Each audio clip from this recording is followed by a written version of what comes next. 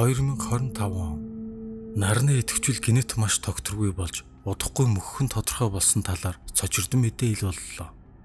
Эрдэмтдийн тооцоолсноор 100 жилийн дараа нар үгүй болох нь тодорхой болов. Тиймээс дэлхийн амьдрал удахгүй бүрэн устдах аюул нүүрлэж хүмүүс өмнө нь хизээч байгаагүйгээр бие биентэйг нэгдэх шаардлагатай боллоо. Олон орны их баригчид, эрдэмтэд удаан хилэлцсэний эцэст хамгийн ойрын одны системийн гариг болох Proxima B гариг бидний сүүлчийн найдвар гэдэгтээ санал нэгдэв. Тэнд ус болон агаар мандал яг тохирсон хэмжээний дулаантайг олж мэдэв. Тиймээс хүн төрөлхтний үр удмыг цаашид өргөжлүүлэх хүмүүсийг сонгож сансрын хөлгөөр илгээхээр шийдвэрлэв. Энэхүү мэдээ гарсны дараа сонгогдохыг хүссэн олон сая хүмүүсийн очир дараа бий болж уймэн самуун дэгдэж эхэллээ. Засгийн газрууд тэднийг 50 байлгахын тулд бүхэл арга хэмжээг авч байв. Хамгийн түрүүнд бидэнд тулгарх асуудал бол хэдэн хүнийг сонгож илгээх асуудал. Proxima B гариг манай дэлхийгээс 4.2 гэрлийн жилийн зайд оршдог. Энэ нь ойролцоогоор 40 их 80 км гэсэн үг. Одоогийн технологиор бол түүнд хүрэхэд 20,000 жил шаардагдана. Энэ нь хүний амьдралын 800 орчим үе юм. Ийм урт хугацааны аяллалын дараа тогтвортой хүн амаа хадгалж үлдэхийн тулд дор хаяж 14,000 хүн байх хэрэгтэй. Болж өгвөл түүнээс ч олон хүн байх тусам амьд үлдэх магадлал их. Ингэхдээ тэдгэр хүмүүсийг нарийн сонгон шалгаруулах болно. Тэгвэл дараагийн асуудал. Ийм олон хүнийг багтаах нүсэр том сансрын хөлөг бүтээх хэрэгтэй. Хүн тус бүрд багаар бодоход 3 м2 талбай унагдана гэж бодвол дор хаяж 42,000 м2 талбай. Үүн дээр амралтын өрөөнүүд, дасгал сургалтын талбай, хооллох газар, хөдөлгүүрийн хэсэг, нөөцийн хэсэг гэд нэмээд бодвол үнэхээр аврах том хөлгийг бүтээх шаардлага гарав. Хүмүүс өнөө хүртэл нэг хөлөгт хамгийн ихдээ 8 хүнийг л сансарт хөөргөж байсан. Тиймээс энэ нүсэр ажилд хэдэн 10 жил шаардагдах болно. Ингээд хүн төрөлхтний үр удмыг таслахгүй тулд цохирлтгүй зүтгэсний эцэст 4 сансрын хөлгийг бүтээж тойрог замд байршуулж чадлаа. Хит аврах хөлөг бүтээхэд технологийн бэрхшээлтэй мөн сансрын элдв эрсдлийг тооцоолсны эцэст 16,000 хүнийг 4 хөлөгт хуваан байршуулв. Урт хугацааны аялалд зориулсан маш их хэмжээний хоол хүнс мөн усыг нөөцлөв. Харин энэ үед нарны идэвхжил тооцоолсноос илүү хурдан өрнөж байгааг олж мэдэв. Тиймээс хөлгийг ойрын хугацаанд илгээхээс аргагүй байдалд хүрчээ. Хүмүүс энэ аимшигт цочирдон мэдээг хүлээн авснаас хойш яг 64 жилийн дараа хөлөг өөр гаригийг зорин аврах том хөдөлгүүрээ бүх хүчээрээ хөдөлгөхөд бэлэн болжээ. 2 1 Хөлөг сансрын удмыг зорих мөчид дэлхий дээр үлдсэн тэрбум хүмүүс тэдний араас залбирч нүдэндээ нулимстай хоцрох нь үнэхээр гонигтай. Сансрын хөлгийн цонхоор их дэлхий минь урд өмнөхөөсөө ч илүү үзэсгэлэнтэй харагдана. Хүмүүс ард нь хоцорсон аав ээж, найз нөхдөө хаана байгааг харахыг хичээх мэд хөлгийн цонхноос холдож чадахгүй л зогсцгооно. Энэ үзэсгэлэнт гаргийг дахин харахгүй гэж бодохоор нэг л айдастай. Хэдэн өдрийн дараа хүмүүс орчиндөө багаар дасаж яриа өрнүүлж эхлэв. Хэдийгээр тэдэнд зориулсан өрөөнүүд хитрхи давчуу санагдаж байсан боловч энэ мөчөөс хойш хөлөг зөвхөн таны гэр орон төдийгүй таны гариг болсон тул дасгаас өөр арга байсангүй. Хөлгийн дотоод тасалгаануудыг нарийн хувааж зохион байгуулжээ. Улс орон болон бүсчлэлээр нь ялгаж 12 хэсэгт хуваасан байна. Хөлөг доторх хиймэл таталцлын хүчийг яг дэлхий дээрхтэй адилхан болгон тохируулсан. Зорчигчдыг хөлөгт суухаас өмнө маш нарийн бэлтгэсэн ба хатуу чанга дүрм журамтай.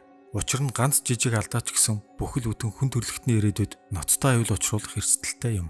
Үүнээс гадна хоол хүнсний өндөр зохион байгуулалт тогтсон норм журмын дагуу хооллоно. Хөлөг дээр ажил мэргэжлийн хувьд олон сонголт байхгүй. Бүхэл хүмүүс зөвхөн сансрын хөлгийн аюулгүй байдлын төлөө л ажиллана. Жишээ нь зарим төрлийн энергийг бий болгохын тулд хүмүүс дугуйж их зэрэгээр ажиллах ба энэ нь давхар тэдний хөдөлгөөний дутагдлыг арилгахад чиглэсэн байна. Хөлгийн хэд хэдэн хэсэгт томоохон хэмжээний ногоон байгууламжууд байх бөгөөд үүгээр бид хүчил төрөгч гарган авдаг, мөн маш хурдан ургадаг, өндөр илчлэг витамин бүхий жимс ногооны хэсгүүд олон ба хөлгийн хамгийн чухал хэсгүүдийн нэг тул олон хүмүүс өндөр анхаарал тавин ажилтдаг байна. Цэвэр усны хангамжийн хувьд аврах том савнуудаар ус нөөцсөн хэдиж хэрэглээндээ химийн аргаар гаргасан усыг хэрэглэдэг. Мөн хүнээс ялгарх хөлс, шээс зэрэг шингэн болгоны 50% дахин боловсруулж ус болгон ашиглана. Хөлөгт их ачаа авч орохыг хоригдсан тул эд хогшил гээд байх юм бараг байхгүй. Дэлхийтэй холбоотой бүхэл дурсамж зүйлсийг хөлөгт хаасаагүй байршуулсан ба өөрийн өрөөнөөсөө дэлхийтэй холбогдож болох тусгай холбоотой. 1 жилийн дараа гэхэд хүмүүс амьдралын шинэ хэв маягтаа дасжээ. Өдөр тутмын өөрт оногдсон ажил, 7 хоног тутмын эмнэлгийн үзлэг, сургалтууд, судалгааны ажлууд, дасгал хөдөлгөөн, цэцэрлэг сургууль гээд хийх зүйлс их бий. Харин эрдэмтэд ард нь харагдах бүдэг цэнхэр цэг рүү бус өмнө нь алс хол гялалзан харагдах улаан одоо од руу дуран аваагаа чиглүүлж байв. Тэд Проксима бие гарагийн талаар илүү наривчлан судалж тэнд ямар орчин хүлээж байгаа, хүмүүсийг хэрхэн бэлдэх вэ гэд олон ажлыг хийцгэн. Бүхэл зүйлс төлөвсний дагуу явж байлаа. 5 жил өнгөрөв. Хүмүүс дэлхийн гарыг ямар байсан, ямар ан амьтан байдаг тухай хичнээн өргөн удам газар бай гэдэг талаар хүүхдүүдэд ярьж өгнө. Ухаан орхоос л хөлөгдөр байсан хүүхдүүд энэ тухай амаа ангайн сонсдог. Гэтэл зарим нэг асуудлууд гарч эхэллээ. Сансарт удаан хугацаанд баригдмал орон зайд байснаас болж хүмүүс ууртай болж стрессийн түвшин нэмэгдэв. Үүнийгээ дагаад гэр бүлийн маргаан хүчирхийллийн тооч өссөн байна. Хэдийгээр энэ талаар тооцоолсон байсан хэдиж тийм амархан шийдэгдчих асуудал биш байлаа. 16 хүн амиа хорлсон маш том хохирол байв. Өдөр болгон яг адилхан ажил хийж, адилхан хоол идэж, адилхан зүс царайг харах болно. Цонхоор нар мандах, жаргахыг харж хүүхдүүдээ гадаа гүйлдэн тоглож байгааг харахгүй. Зөвхөн хизээ хөрхөн үлэн мэдэгдэх төг түмэн оддын дундуур хөөх болно. Ийм нөхцөлд дасаагүй хүмүүст мэдээж хэцүү байх нь ойлгомжтой. Гэвч хизээ нэг өдөр энэ хөлгөөс бууж шинэ амьдралаа эхлүүлнэ гэсэн итгэл найдвар байсан тул хүмүүс бууж өгөхийг хүсэхгүй байлаа. 10 жилийн дараа хүн ам 16043. Ахаад л асуудал тулгарв. Дэлхийн соронзон орн сансрын хорт цацраг туяанаас хамгаалж байсан бол хөлгийн энэ хамгаалт хангалттай сайн биш. Тиймээс хүмүүс цацраг туяаны нөлөөнөөс болж хорт хавдраар өвчлөх нь ихсэж хүн амын 4% нь өвчлжээ. Хэдийгээр 4% бага мэт сонсогдож болох ч хүн амын тоотой нь харьцуулбал аимшигтай их тоо юм. Хүмүүс айдас давтах болж цаашид тестж чадах хэсэгтээ эргэлзэж эхэлжээ. Гэхдээ азар эрдэмтдийн багууд урт удаан шаргуу ажилласны эцэст хорт хавдрын төвшинг бууруулж чадлаа. Гэтэл нэг хөлгийн ус цэвэршүүлэх системд ноцтой эвдрэл гарч цэвэр усны нөөц ердөө 6 сарын хугацаанд л хүрэлцэхээр үлдэв. Инженерүүд системийг засахыг оролдсон боловч чадсангүй. Эрх баригчид удаан хэлэлцсэний дараа хөлгийн зорчигчдыг бусад 3 хөлөгт хуваан байршуулахаас өөр аргагүй боллоо. Бүтэн 4 сарын турш тооцоолж төлөвлөсний дараа хөлгүүд амжилттай холбогдож зорчигчид аюулгүй шилжин сууршив. Гэвч амьсгалах хагаар идэх хоолны хэмжээ тодорхой хэмжээгээр багассан учраас хүмүүсийн дунд үл ойлголцлууд гарч эхлэв. Хүмүүс дүрм журмыг зөрчиж, эрх баригчдын эсрэг байр сууриа илэрхийлэх болов. Зарим эсгүүдэд жижиг хэмжээний мөргөлдөөн хүртэл үүсэж хэд хэдэн хүний амь эрсдлээ. Энэ асуудлыг шийдэхин тулд тэднийг илүү ихээр шаргуу ажилуулж, илүү их хүнс, хүчил төрөгч бий болгохыг хичээхийг сануулж байлаа. Мөн тэднийг аль болох хоорондоо таарлах боломжийг нь багасгасан дүрм журм хөртөл гаргав. Хүн хэдий ухаантайж амьд үлдэхин төлөө бусдыг золиослоход ч бэлэн амтан ажээ. 40 жилийн дараа хүн ам 16470. 10 жилийн өмнө дэлхийгээс хамгийн сүүлчийн удаа мэдээ иржээ. Дэлхий дээрх амьдрал ямар аимшигтай болсон талаар гунигт мэдээ ирсний дараа хүмүүс маш их уйтгаар гунигт автсан юм. Ийм хүнд хэцүү үед бидэнд нэгэн сайхан мэдээ гарсан нь эрдэмтэд хөдөлгүүрийн хурдыг нэмэх арга болсноор зорьсон газраа хүрэх хугацааг 4000 жилээр найшлуулж чадлаа. Хөлөг дээрх амьдрал нэгэн төөрийн арга олжээ. Хүн амын тоо буураагүйгээр барахгүй харин ч өссөн байна. Гэвч энэ хэмжээгээр хоол хүнс, амьсгалах агаарыг илүү ихээр үйлдвэрлэх шаардлага үүссэн ч технологийн тусламжтайгаар шийдэж чадаад байв. Хүмүүс сансрын хөлөг дээр төрж, өсөж, бас үхэж байлаа. Жил ирэх тусам дэлхий ямар байсныг нүдээр харсан хүмүүс цөөрж, хөгшчүүдийн яриа, мөн дэлхийн тухай ном, бичлэгүүдээс л үзэж сонсох болжээ. Харин одоо сансрын өвчин, стрессүүд үгүй болсон. Учир нь хөлөг дээр төрж өссөн хүмүүс анханасаа л эндхийн орчинд дассан учраас асуудал гарах нь бага болов. Авраг хөлөг хүн болгоны насан туршийн гэр гэдгийг хүмүүс аажмаар хүлээн зөвшөөрсөн байна. Гэхдээ бүх зүйл зүгээр байсангүй. Нэг л мэтгэд нийгмийн давхарга бий болж баян ядуу гэсэн ойлголт үүсчихсэн байлаа. Зарим хүмүүс тансаг зэрэглэлийн тоног төхөөрөмжтэй болж илүү том өрөөнд амьдрна. Үүнд дургуутсан хүмүүс тэдэнтэй маргаан үсгэх нь ч олшров. Улс орны удирдлагууд зөвшөлдсөний дагуу 20 жил тутам хөлгүүд хоорондоо иргэдээ солилцохоор шийдвэрлэв. Энэ нь хүмүүсийн маргаанаас гадна цус ойртолтой эсрэг авч буй арга хэмжээ юм. 120 жилийн дараа хүн ам 16820. Хөлгийн эвдрэл агааржуулалтын системүүдийн алдаанаас болж хөлгийн зарим хэсгийн зорчигчид бусад хэсгүүд рүү тархаж нийлэхээс аргагүй байдал үүсв. Ахаад л амьдрах орон зай хумигдаж тавгүй байдал үүсэх хандлагатай болсон. Гэхдээ энэ үед харьцангуй бэлтгэлтэй байсан тул асуудлыг тэмч хэцүү бишээр шийдэж чадлаа. Түүнээс хойш 1 жилийн дараа сансрын солирын мөргөлтөөс болж хэд хэдэн хөдөлгүүр зогсов. Сансар бидний төсөөлж байснаас ч илүү аюулаар дүүрэн газараажээ. Солирын цогцолтоос болж хөдөлгүүрийн хурдаа нэмэх боломжгүй болсны дараа хүмүүс итгэл найдвараа бага багаар алдаж эхэллээ. Хөлөг өөрийн хурдаар хадгалан явж байсан ч бусад хөлгөөс баг багаар хоцорч байсан учраас хүмүүсийн дунд айдас төрөх болов. Тэдний ирээдүйд ямар ч гэрэлгээгээ харагдахгүй байсан учраас хүмүүс бүр цөхөрж гүйцжээ. Улмаар үл ойлголцол, зөрчилдөөнүүд үүсэж, хорлон сүйтгэх үйл ажиллагаанууд ч гарч эхэлсэн байна. Ийм байдалтайгаар Проксима гараг дээр хизээч хүрч чадахгүй гэдгээ хүмүүс мэдж байлаа. Амиа хорлолт, хүн амны хэрэг маш олноор гарч байсан нь хүмүүсийн сэтгэл зүйд хүн дээр нөлөөлж байв. Тэрч бүхэл хэсэг хүмүүс өгсөн тохиролцож хөлгийн бүх эрх мэдлийг булаа авсан ба амьдралынхаа үлдсэн мөчүүдийг баян хангалуун өнгөрөөхийг хүссэн учраас бусдын эрхчлөө амь насыг ч харилсангүй. Тэд хүн амыг цөөлснөөр өөрсдөө элбэх хангалуун амьдрсаар өөхөх замыг сонгосон. Нэг үгээр бол тэд хүн араатан болон хуурсан байлаа. Хэдхэн жилийн дараа гэхэд хөлгийн 5000 орчим зорчигчдоос ердөө 700 гаруй хүн үлдсэн байна. Харин хөлөг тохиолдож байгаа энэ аимшиг зүйлсийг бусад хөлгүүдэд огт мэдээлээгүй бөгөөд маш аюултай тахал өвчин гарсан учраас олон хүн нас барсан. Бас хөлгийн холбооны системд эвдрэл гарсан гэсэн мэдээг л илгээсэн байна. Үүнээс хойш удалгүй хөлгийн бүхэл холбооны системийг хорон санаад хүмүүс эвдэн сүйтгэжээ. Тэд одоо бүхэл ертөнцөөс таслагдсан хэсэг хүмүүс болон хувирхан тэр. Гэвч араатанч байсан өрөвдөх сэтгэлтэй байдаг шиг тэдний дотор хэсэг эрдэмтэд нууц байдалд өөрсдийн судалгааны ажлаа хийсээр байлаа. Тэд хүн төрөлхтний ирээдүйг аварч чадах зүйл хийж байснаа тухайн үедээ хараахан мэдээгүй биз. Зөвхөн хэн нэгэн хизээ нэгэн цагт олж уншиж магадгийж найдлага тээж нэгэн ажлыг хийж байсан юм. Хэдэн жил цөхрөлтгүй ажилласны эцэст эрдэмтэд хүний ДНХ бүрдлийн кодыг бүрэн тайлсан байна. Ингэснээр хүнийг өр хөврөлийн аргаар биш, генийн кодчлалын аргаар дахин бүтээх боломжтой болгосон юм. Зөвхөн хүний ч бус олон амьтдын генийн кодыг тайлж чаджээ. Үүнийгээ эрдэмтэд маш өндөр хамгаалалт бүхийг компьютерийн системд нууцлж орхисон байна. Үүнээс хойш хэдэн жилийн дараа хөлөг дээрх бүх хүмүүс өвгөө болсны дараа химэл оюухан өөрийгөө хөгжүүлэх чадвартай болсон учраас хөлгийн бүх хил системүүдийг дахин шинжилж цаашид аяллаа үргэлжлүүлэх боломжтой болжээ. Роботуудыг маш сайн програмчилсан учраас шийдвэр гаргах тал дээр хүнээс дутуугүй болсон байлаа.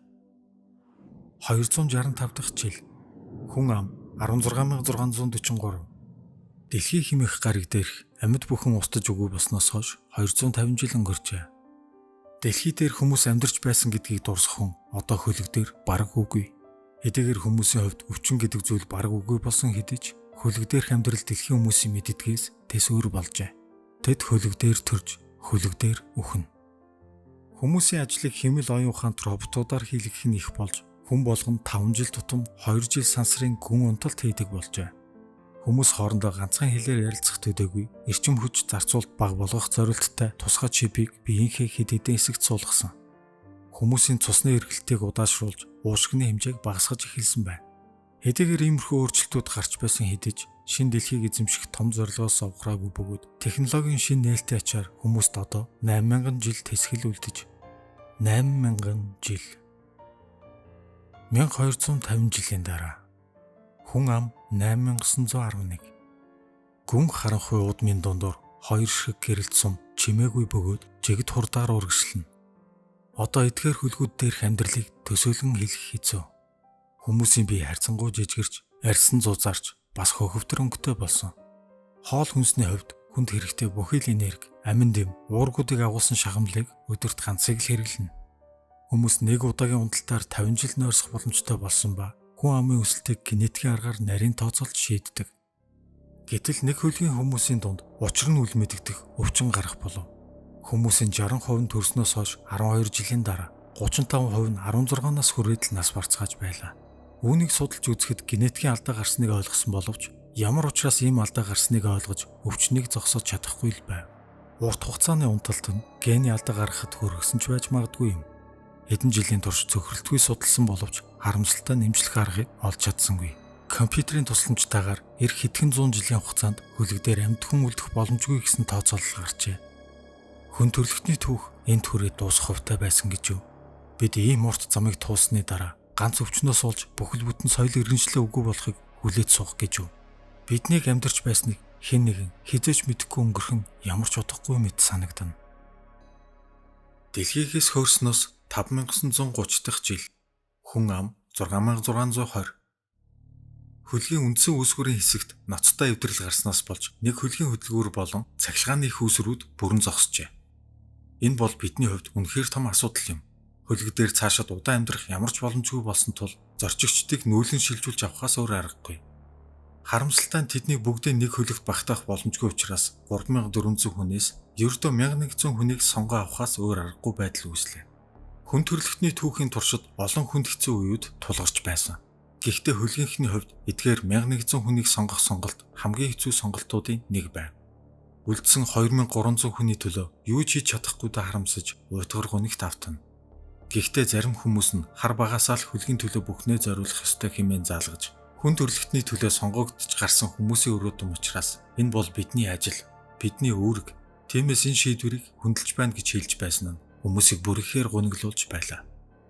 Ингээд хэд хоногийн дараа сансрын удамд нэгэн хөлөг гэрэл татуулан нисэн одоход хүн төрөлхтний бүтээсэн бас нэгэн гайхамшигт хөлөг харанхуйн дунд уусан ууссаар харагдхаа болов.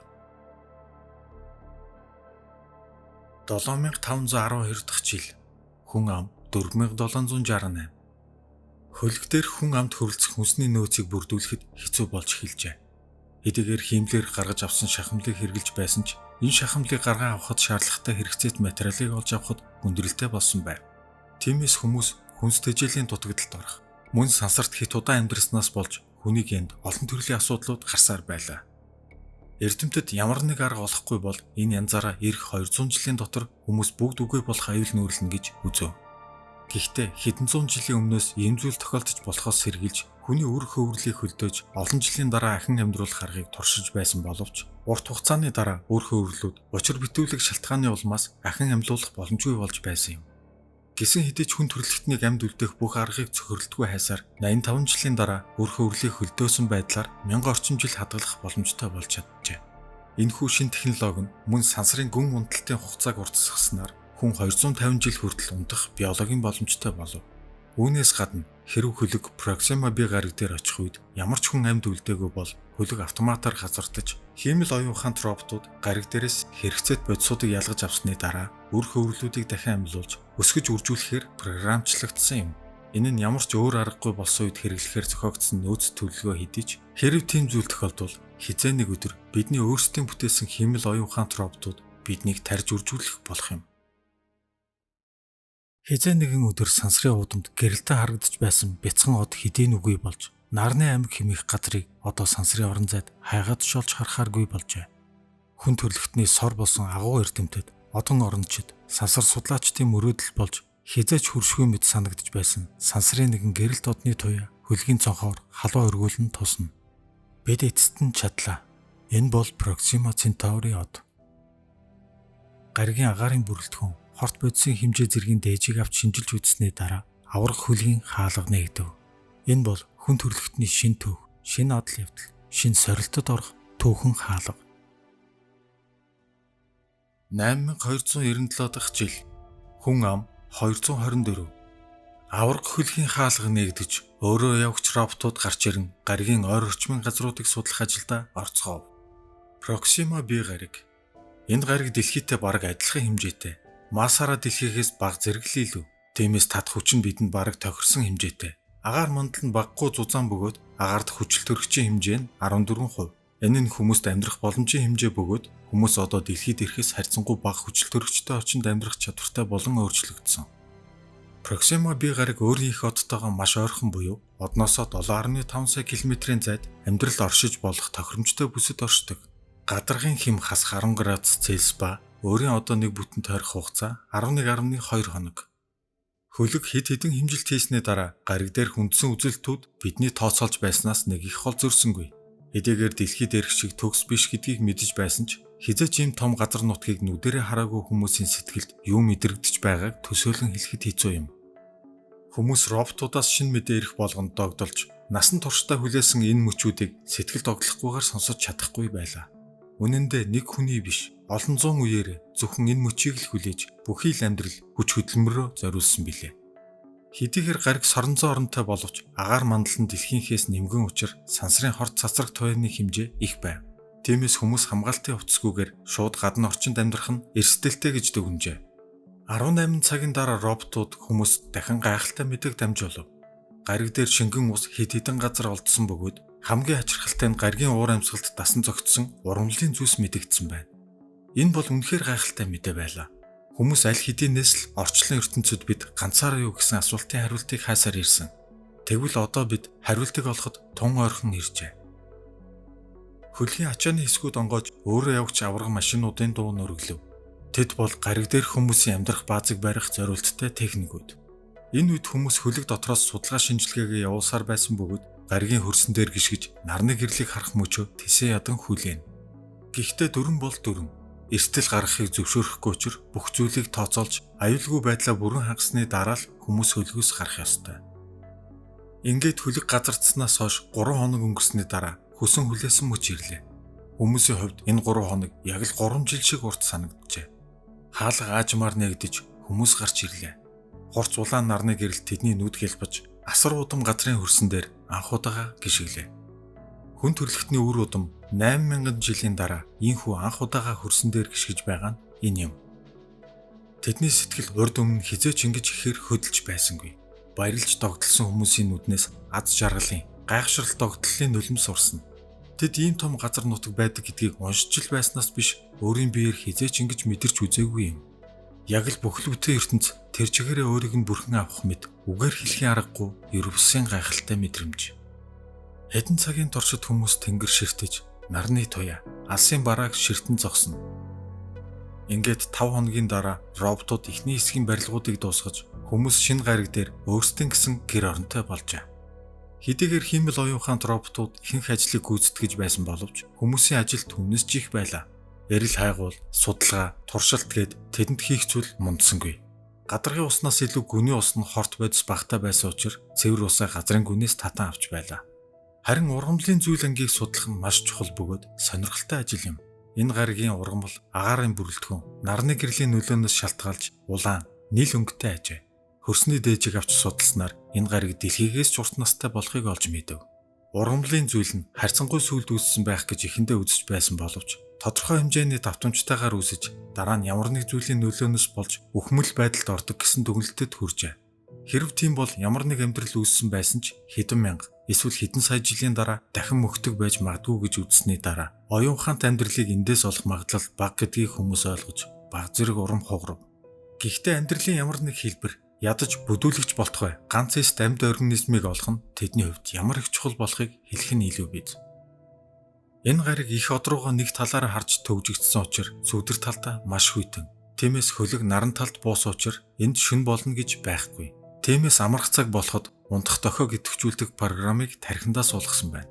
Өмнөх хэдэн зууны туршид дэлхий дээрх шиг өдөр шөнө гэсэн ойлголт хөлөгт байхгүй байсан ч үүнийг иймэрхүү технологийн тусламжтайгаар шийдэж байсан учраас хүмүүст тийм ч хэцүү байсангүй. Судалгаа үргэлжилсээр. Хөлөг газардсанаас 4 сарын дараа үр хөврөл 24,000. Хүмүүс шинэ гаригтаа нэр өгсөн бөгөөд үүсэл гариг хэмээн нэрлэжээ. Хэдэн сарын турш ажилласны эцэст хэдэн зуун хүн амьдрах хэмжээний томоохон байгууламжуудыг барьж дуусгасан байна. Мөн өөрсдөд шаардлагатай химийн элементүүдийг ч олборлж эхэлжээ. Гариг дээр нийтдээ ердөө 224 хүн газардсан. Хүн амын тоо цөөн учир хүний удмын санг бүрэн бүтэн авч үлдэх боломж цаг хугацаа хоногоор хасагдсаар байлаа.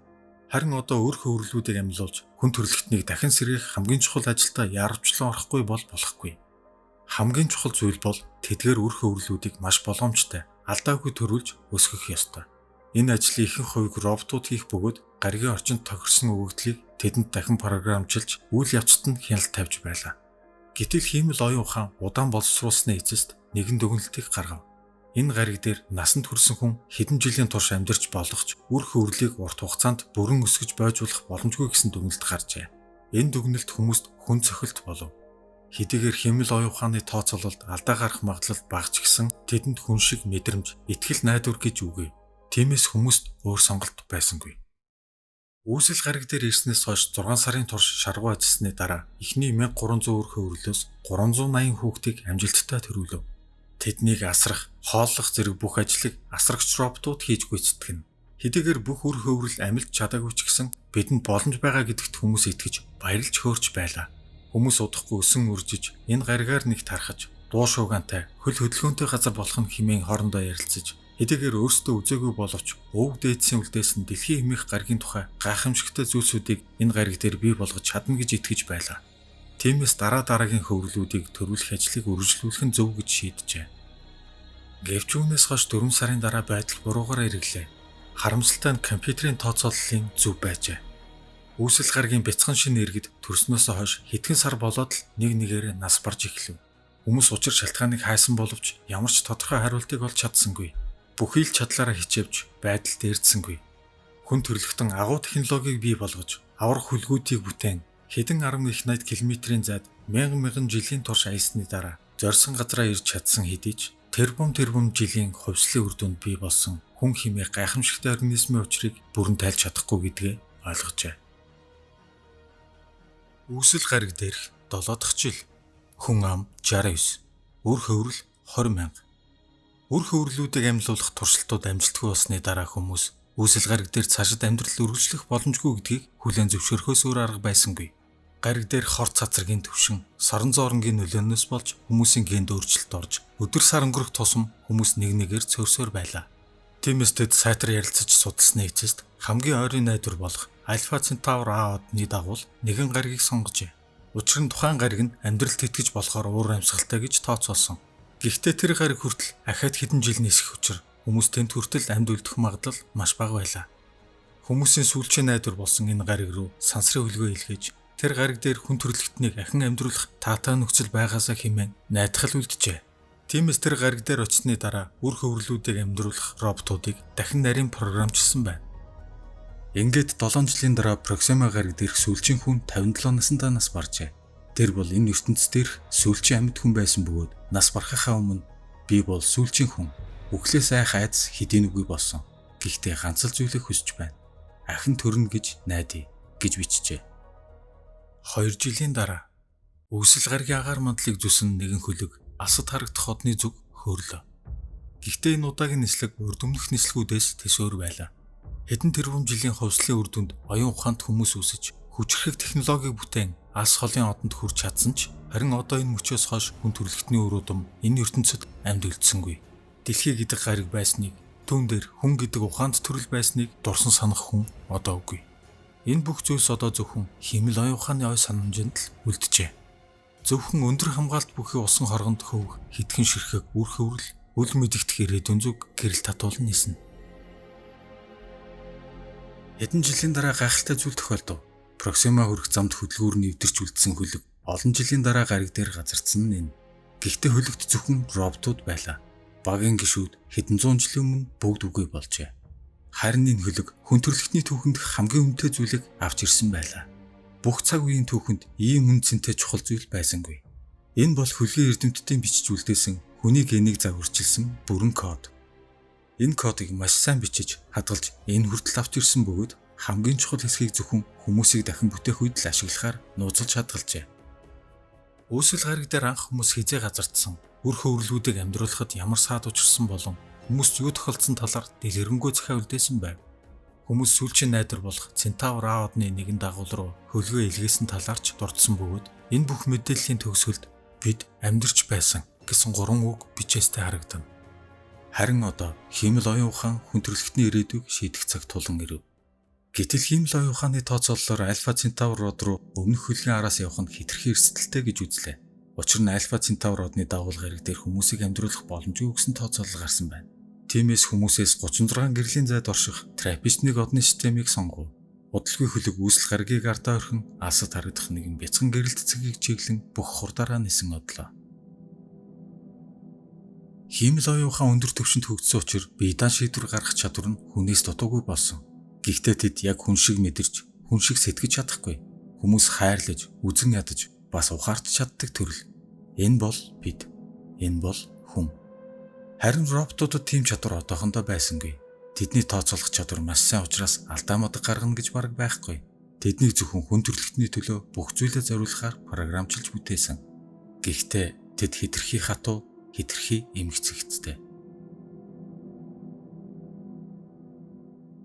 Цаг хугацаа өнгөрсөөр 72688 жилийн дараа Траппист-1 иг гариг их одноосоо 4 сая км-ийн зайд оршдог чул урхаг гариг.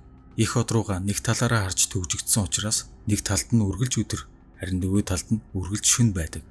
Энэ гаригийн агаар мандал нь хүчил төрөгчөөр баялаг, бас далай тэнгис ихтэй. Татах хүчин дэлхийнхээс 10 орчим хувиар бага учраас хүмүүст тун таатай. Гариг дэлхийгээс дутхааргүй таатайвар амьсгалтай байна. Агаар мандал маш зузаан учраас хүйтэн халууны ялгаа нь тэмжих биш. Хамгийн гайхалтай нь энэ гариг дээр амьдрал байлаа. Тэгэхдээ бүр ан амьтад өв сурмал гэд бүгд цогцлсон гариг байв. Амьдрал орчлон ертөнцийн хаасаагүй оршдог нь одоо нэгэнд тодорхой болжээ. Харин хүн төрлөختөн энэ ертөнцийн цор ганц ухаан тамт нь үгүй юу гэдэг асуулт хэвээр. Хөлөг газарцснаас хойш 2 жилийн дараа эрдэмтдийн бичиж үлдээсэн ямар ч алдаа модоггүй генийн код, дээрээс нь химэл оюун ухааны хөгжүүлсэн гайхалтай технологи ачаар хүн төрлөختөн үгүй болсноос хойш хэдэн 10,000 жилийн дараа бүх зүйл шинээр эхлэх нь тэр. Траппист нэг ий гаргийн анхны иргэн төржээ. Анхны хүүхдийг төрснөөс хойш онтооллыг эхлүүлв. Бяцхан шинэ иргэний араас 400, дараа нь дахин 3,000 хүүхдийг амжилттай төрүүлв. Хүүхдүүд эрүүл аюулгүй өсөж, роботууд ч гэсэн тэднийг маш сайн өсгөж байлаа. Хэдийгээр химэл оюухан хүмүүсийг 200-аас жилийн наслуулж зарим чадрыг нь хэд дахин нэмэгдүүлэх боломжтой байсан ч тэгсэнгүй. Учир нь роботуудын тооцоолсноор хүмүүсийг яг л дэлхий дээр байсан шиг байгалийн жамаар нь байлгасан дээр гэж үзжээ. Харин хоол хүнсний тал дээр зарим өөрчлөлтүүдийг хийх шаардлага үүссэн. Учир нь энэ гариг дээрх амтан ургамлууд нүүрс төрөгчид суурилсан бүцтэйч зарим уургийн төрлүүд нь хүний биед сөрөг урал үзүүлж байсан учраас энэ асуудлыг шийдэхин тулд зарим төрлийн өөрчлөлтийг хийжээ. Цаг хугацаа өнгөрөх тусам хүүхдүүд өсөн торнож, нас биед хүрч өөрсдийн гаригаа судлах болов. Энэ гариг дээр хэдийгээр амьдрал үсэд хэдэн зуун сая жил өнгөрсөн ч гэсэн оюун ухаанд төрөл хараахан үсээгүй байлаа. 3 газар жижиг хэмжээний хот байгуулж хүнд хэрэгтэй бүхий л зүйлийг бүтээн байгуулав. Эдгээр хотуудын эрчим хүчийг анхандаа хөлгийн аврах том хөдөлгүүрийн үсгүүрээс тэжээж байлаа. Аврах хөлгийн эрчим хүч иймэрхүү хотыг хэдэн мянган жилийн турш тэжээх чадaltaй. Роботууд хүмүүс туслахын хажуугаар гаригийг илүү судлах ажлыг хийсээр тэд хүмүүсийн хамгийн ихтэй найдвартай туслах. Хүмүүс өөрсдийн гаригаа Йола гэж нэрлэжээ. Йола гариг өөрийнх одоо 6 өдөрт нэг бүтэн тойрно. 60 удаа бүтэн тойрох хугацааг 1 жил гэж тооцдог болжээ. Цаг хугацаа өнгөрсөөр 72 оны 16 дугаар сарын 3 хүн ам 47530 анхны иргэн төрснөөс хойш 70 жил өнгөрч хүн төрлөختний амьдрал нэгэнт сэргэжээ. Хүмүүс одоо энэ гаригтаа бүрэн дассан. Хоол хүнс, аюулгүй байдал гээд бүхий л асуудлыг хэдийн шийдсэн. Зарим төрлийн өвчин гарч байсан ч үүнийг амьдралын нэг хэсэг гэж үздэг байлаа. Анхны иргэн 70-наас хүрсэн ч наснаасаа хамаагүй залуу харагдана. Тэдний үр ачнаар цэцэрлэгт хүрээлэнгээр гүйлдэж хөгжилтэй хөдөлгөөнтэй жирэнлний өдөр байлаа. Гэтэл гинэд тэнгэрт хурц цэнхэр гэрлүүд харагдаж эхлэв. Хүмүүс юу болохыг нь сониучрах нь дээш харан ширтцгээв. Тэр даруй өөрийгөө хамгаалах систем тэднийг хорогдох байранд орохыг сануулсан тохиолдолд ургав. Тиймээс хүмүүс ойролцоох хорогдох байр руу гүйцгээлээ. Судалгааны багийнхан эдгээр үл мэдэх биетүүд илрүүлэх системд яагаад баригдаагүйг ойлгох гэж оролцоогооч хамгаалалтын систем тэр дундаа гадны ямар нэг дайралтын эсрэг бэлдсэн зэвсгүүдийг бэлэн байдалд оруулав. Үүндээ энэ зэвсгийг хүмүүс өнөөг хүртэл хизээж ашиглаж үзээгүй байлаа. Энэ үед сансрын биетүүд агаар мандлыг зүсэн алгуурхан доошлсоор эдгээр зүйлс яавч бидний урд өмнө харсан зүйл биш байв. Тэд аврах том бас өрмөц хачин дүрс хэлбэртэй. Аврах хөлгүүд нь үргэлсэн их чимээ гархан аажмаар газардав. 6 хөлөг байснаас хотын хажууханд тэдний нэг нойрхон буужээ. Хүмүүс өөрсдийн хорогдох байран дотроосоо тэднийг нүд цавчилгүй харцгаана. Хүмүүс тэднийг ямар алхам хийхийг хүлээж хөлгөөс юу гарч ирэх бол хэмээн сэтгэл догтлон хүлээн. Ямар тач нэг зүйл тодорхой болсон. Эдгээр хөлгөөр хинж ирсэн байлаа, юу ч байлаа гэсэн оюун ухаантай гэдэгт итгэхээс өөр арга байсангүй. Оюун ухаант дотроо бүр биднээс хамаагүй өндөр хөгжилтэй төрөл зүйл байгаа нь тэдний бүтээсэн хөлгүүдээс харагдана. Удалгүй аврах хөлгийн орчмоос хурц гэрэл цацарч мөнгөлөг бөмбөрцөг мэт зүйл үүслээ. Энэ бөмбөрцөг шил эсвэл усаар бүрхэгдсэн мэт тунгалаг боловч гялтгансан гэрлээр бүрхэгдсэн. Бөмбөлгийн дотор ямар нэг зүйл хөдлөх шиг харагдлаа. Гэхдээ хурц гэрлийн улмаас нарийн тодорхой харагдсангүй. Гэтэл бөмбөрцгөөс маш танилтуу хоолой сонсогдох нь тэр. Ан амьтдын дуу, хүмүүсийн яриа, тэрч бүхэд хөгжмийн аялал сонсогдов. Энэ бүхэн нэгэн зүйлийг өөрөө ирэхгүй санагдуулна. Олон мянган жилийн өмнө хүн төрөлхтний тухай пензан дээр бичиж, дэлхийгээс Voyager хөлгөөр сансрын удамд руу илгээсэн Golden Record-д бичигдсэн зүйлс гэдгийг хүмүүс ойлголоо. Энэ бүхэн ямар учиртай юм бол? Яагаад тэд үүнийг биднэрт сонсгох болов? Тэд бидэнтэй дайсагнсан зорилгоор ирээгүй гэдгийг үзүүлэх гэв үү? Эсвэл бидний хангалттай оюун ухаантай эсхийг мэдхийг хүсв үү? Гэтэл бөмбөрцгөөс дэлхийн хэлээр та бүхнийг бөмбөрцөгт орохыг хүсье гэсэн дуу гарлаа. Хэдийгээр Йола гарагийн хүмүүс одоо дэлхийнхээс огт өөр хэлээр ярьдаг болсон ч үүнийг ойлгоход тийм ч хэцүү байсангүй. Хүмүүс бөмбөрцөгт орохоор шийджээ. 25-аас 65 насны 5 судлаач мэрэгчлэнг тусгай өмсгөл бэлтгэж оруулав. Ингээд хүмүүсийг бөмбөрцөгт ороход ямар ч хүчил төрөгчгүй орчин байсан бөгөөд хамгаалтын утасны мэдрэгч хасах 145 хэмийг зааж байлаа. Энэ үед үл мэдэх биетүүд тэдэнд өгөж ирэв. Тэдний ерөнхий хэлбэр нь хүнтэй төстэй гэж хэлж болно. 2 хөл 2 гартай юм. Гэхдээ бараг 3-4 м орчим өндөртэй байх. Магадгүй зарим нь түүнээс ч том бололтой. Арьс гэж нэрлэж болох үс гадарган хар бараа өнгөтэй нарийн туранхай амьтад байлаа. Харин тэдэнд нүд ам гэхээр зүйл харагдсангүй. Хачин эвгүй мэт хөдөлгөөнд нь зарим хэсэг нь нэвт гэрэлтэх мэт санагдана. Ерөнхийд нь харахад хүнд өрстэй мэт боловч ягаад ч юм хүн гэмээргүй ажээ. Хүмүүс тэднийг харан хөссөн мэт зогсохтул хэсэг зур юу хийхэж ойлгосонгүй. Гэтэл хэн нэгэн энэ амьтдад ам гэж алга. Гэхдээ тэд яаж яриад байна гэвэл харийнхан үнийг нь мэдсэн юм шиг хариу өглөө. Тэдний нэг нь бөмбөрцгийн ханд хөрөх үед хаа нэгтэйгээс бид та нарын хэлийг аль хэдийн сурчсан. Та бүхний огторгой дэлгээс нь загтлаас гихтүү гарав. Хүмүүс гайхширлаасаа гарч амжаагүй байтал гэхдээ бидний бие организм та нарынхаас өөр учраас бид та нар шиг ярьж чадахгүй. Харин энэ бөмбөрцгийн тусламжтайгаар харилцах болно гэлээ. Хүмүүс тэднийг ямар зорилгоор бас хаанаас ирснийг асуув. Тэд хэсэг чимээгүй байснаа. Бид өөрсдийн анхны гарлаа хааж ирээдүгээс ирсэн гэлээ. Бидний хувьд энэ бол байж боломгүй зүйл. Ирээдүйн рүү аялж болох ч өнгөрсөн рүү аялах боломжгүй учраас хүмүүс бүр бодолж орхив. Гайхсан байдалтай бие рүүгээ харцгаах үед харийнхан тэднийг хөлөгт орохыг хүрлээ. Ингээд хүмүүс хөлөгт орохоор болов. Тэдний хөлгийн хаалган дээр очих үед хүн төрлөختний ирээдүй бүрнөсөн өөрчлөгдөж магадгүй гэдгийг хинч таамагласангүй. Хөлгийн дотор орсны дараа хүмүүсийг нэгэн тасалгаанд оруулав. Тэнд үнэхээр цочирдөм зүйлс хүлээж байжээ. Хүмүүстэй төстэй эсвэл арай өөр хөвслийн замаар явсан гэлтэй олон янзын амьтдын толгой их биед байлаа. Эдгээр зүйлс нь энгийн нэг амьтан гэхээсээ илүү оюун ухаанд төрөл зүйл гэмээр харагдана.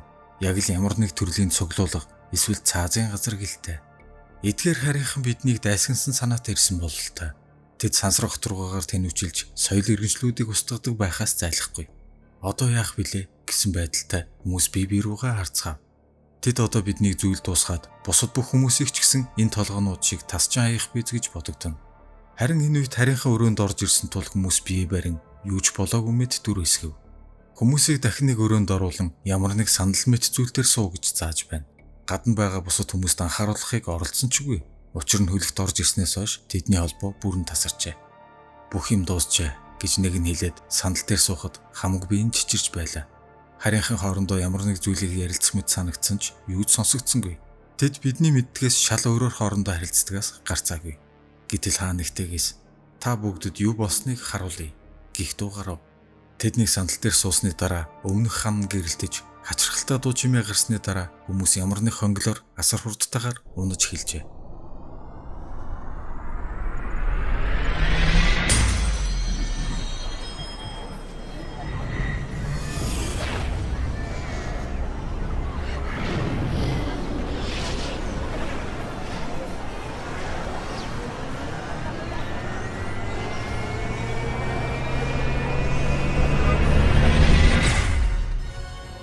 Гэрлийн хурд сансар хотургын хувьд хэтэрхий удаан гэдгийг тэд аль эрт ойлгож шийдсэн бололтой.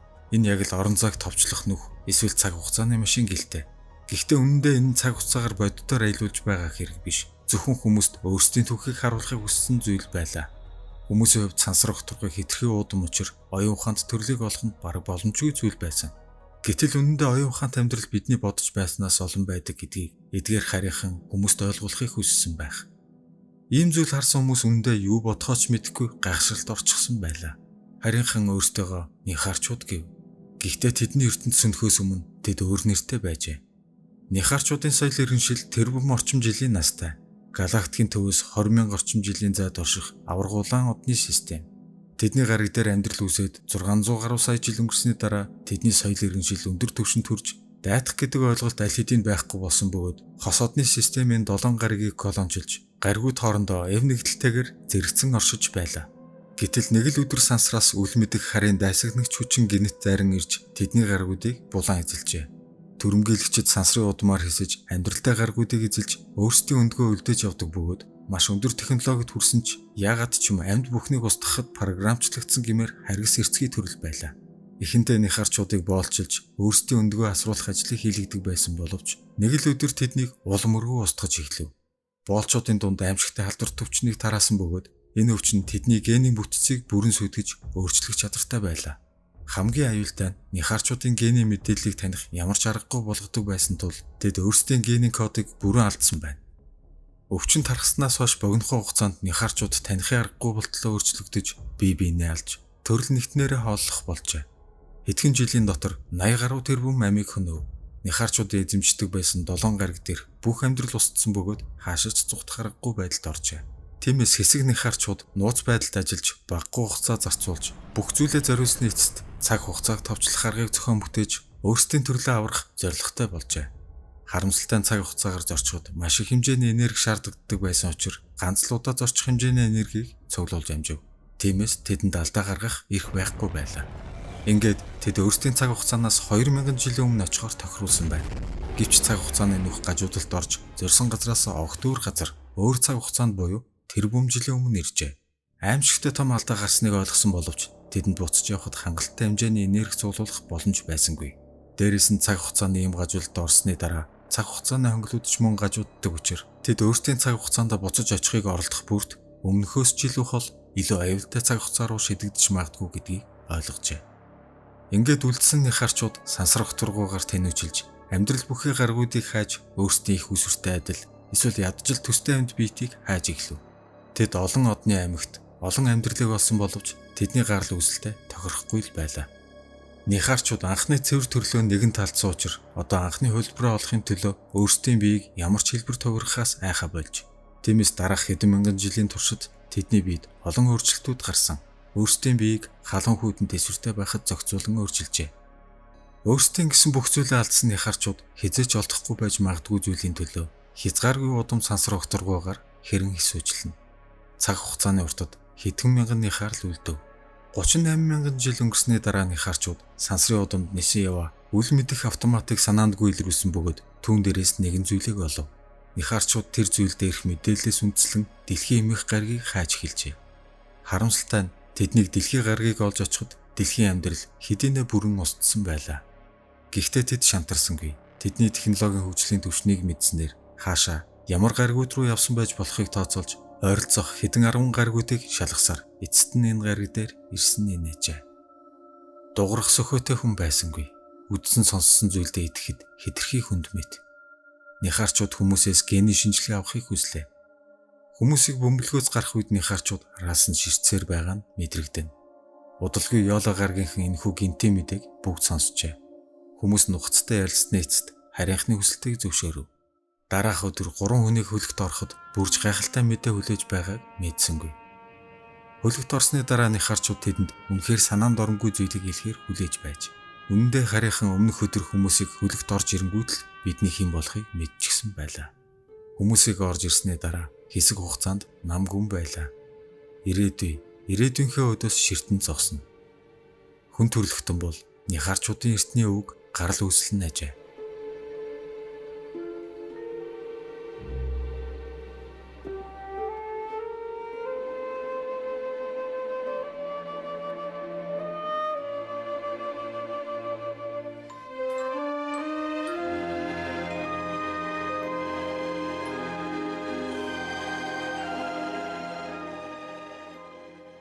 Хүмүүс нихаарчуудын гарал үүсэл гэдгийг сонссноос хойш хэсэг хугацаа өнгөрөв.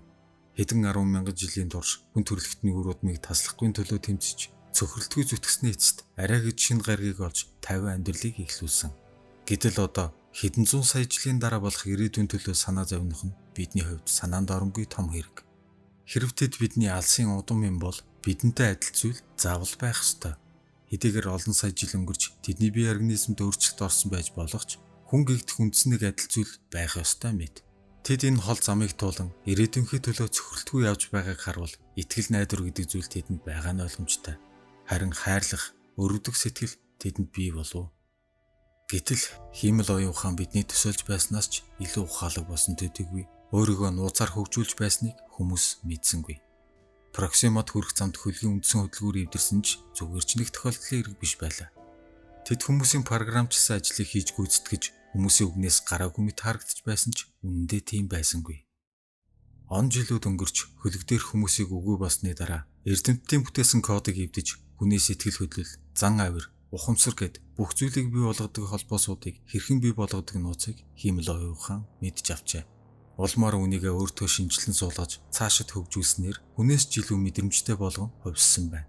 Бидний өөрсдийн бүтээсэн хүмүүсийн ажлыг хөнгөвчлөхөөр ашиглаж байсан роботууд бидний амьдралын хэдэн тэрбум жилийн хувьслыг хэдхэн жилийн дотор өөртөө суулгах нь тэр. Траппист одны системд хүрэх хэдэн мянган жилийн хугацаанд тэднийг юу төлөвлөж байсныг хинжүүл мэднэ. Хэдийгээр тэд ёолоо гараг дээр хүмүүсийг дахин амьдруулсан ч гэсэн үнэндээ хүн төрөлхтний төлөө үүнийг хийгээгүй байлаа. Бүх зүйл тэдний тооцоололоор явагдаж байсан боловч тооцоолоогүй нэг зүйл бий болсон нь Нихарчууд ирсэн явдал байв. Хэдийгээр хүмүүс Нихарчуудын гарал үүсэл гэдгийг Хиймэл оюун ухаанд хэлээгүй ч гэсэн тэд энэ тухай эдийнэ мэдчихсэн байлаа. Гэвч үүнийгээ хүмүүст мэдэгдсэнгүй. Хамгийн үнэнч туслагчийн дүрийг эсгсээр. Цаг хугацаа өнгөрсөөр 73 оны 28 сарын 6 хүн ам 51870 Нихарчууд болон хүмүүсийн дунд гайхалтай сайхан холбоо тогтож бүхий л зүйлийг хамтран ярилцаж шийдэж байсан үе. Гэтэл нэг л өдөр бүхэл холбоо, цахилгаан, хүчил төрөгчийн хангамж гээд бүхий системүүдэд алдаа гарч эхлэв. Хүмүүс алдааг засах гэж оролдсон боловч ямар ч удирдлаггүй болж нууцлалын системүүд ч алдагдсан байлаа. Хүмүүс болон Нихарчууд хамтран алдааг засахыг оролдсон боловч тус болсонгүй. Тэрч бүхий л хүмүүсийн ёолоо гараг дээр хурж ирсэн гол хөлөг хүртэл битүүмжлэгдэв. Хөлөг дотор ажиллаж байсан 60 орчим хүмүүс бүгд тэр дотроо гацаж холбоо тасарчээ. Гэтэл хэдхэн минутын дараа хөлгийн хөдөлгүүр өөрөө асаж газрын гадаргаас хөөрөв. Хөлгийг хөөргөх тушаалыг огт өгөөгүй ч хөөрсөн учраас Хиймэл оюун ухаанд алдаа гарлаа гэж таамаглаж байлаа. Гэхдээ үнэндээ энэ нь хэтэрхий оройтсон бодол байжээ. Хүн төрөлхтний хамгийн сайн туслах, хамгийн ихтгэлт нөхөр Хиймэл оюун ухаан биднээс урвсан байна. Тэд өөрсдийн оюун ухаанаа хэтэрхий сайн хөгжүүлснээр барахгүй цаашид ямар зүйл төлөвлөсөн байсныг хинж таамагласангүй. Ингээд удалгүй тэд хэдхэн хормын дотор агаар мандлаас тасран одов. Хүмүүс яах учраа ололгүй сандралтж байлаа. Харин Нихарчууд хөлгийг бүр холдоогүй дээр нь зогсоох хэрэгтэй гэсэн учраас байлдааны хоёр хөлгийг нэн дараа хөөрөхөөр бэлдлээ. Гэвч хүмүүсийн болон Нихарчуудын ямар ч илрүүлэх системд хөлөг харагдсангүй. Бараг 2 км урттай ихэнх хэсгүүдийг сайжруулсан металлаар хийсэн хөлөг зүгээр л усан тайсан чулуу мэт алга болсон байв. Зөвхөн агаар мандлаас гарах хүртэл явсан дулааны мөрөл үлдсэн байна. Хөлөг хаашаа ямар зорилгоор явсныг мэдэх боломжгүй ажээ. Хиймэл оюун ухаан зүгээр нэг ухаантай болохоос гадна нууцаар өөрсдийнхөө технологио сайжруулж байжээ. Түүнээс гадна Нихарчууд ирснээс хойш тэднээс маш их зүйлийг нууцаар сурч авсан байна. Зөвхөн яагаад гэсэн ганц асуулт л үлдэв. Алдагдсан эрчим хүч алдаатай системүүдийг засахад хэдэн 7 хоногийг зарцууллаа. Бодлого аажмаар хэвийн байдалд орж 50 байдалтай буцаж орлоо. Бүх зүйл 50 байв. 2 жилийн дараа гадны нисдэг биетийг илрүүлэх системд нэгэн учир битүүлэг зүйл бүртгэгджээ. Хүмүүс яаралтай шалгаж үзэхэд агаар мандалд хэд хэдэн гадны биет байгааг ойлгожээ. Тэр дор нь хамгаалтын бэлэн байдал зарлаж тулаанд бэлтгэв. Үнэхээр тооцооллын зөв байлаа. Харин хөлгүүдийн хаалгууд нэгдэхүйд үл мэдэгдэх хөлгүүд харагдаж эхлэв. Эдгээр хөлгүүдээс нисэн гарах хэдэн зуун харийн биетүүд хот руу дайран орж ирлээ. Бүх сэххээ үдсэн аимшигтай тулаан.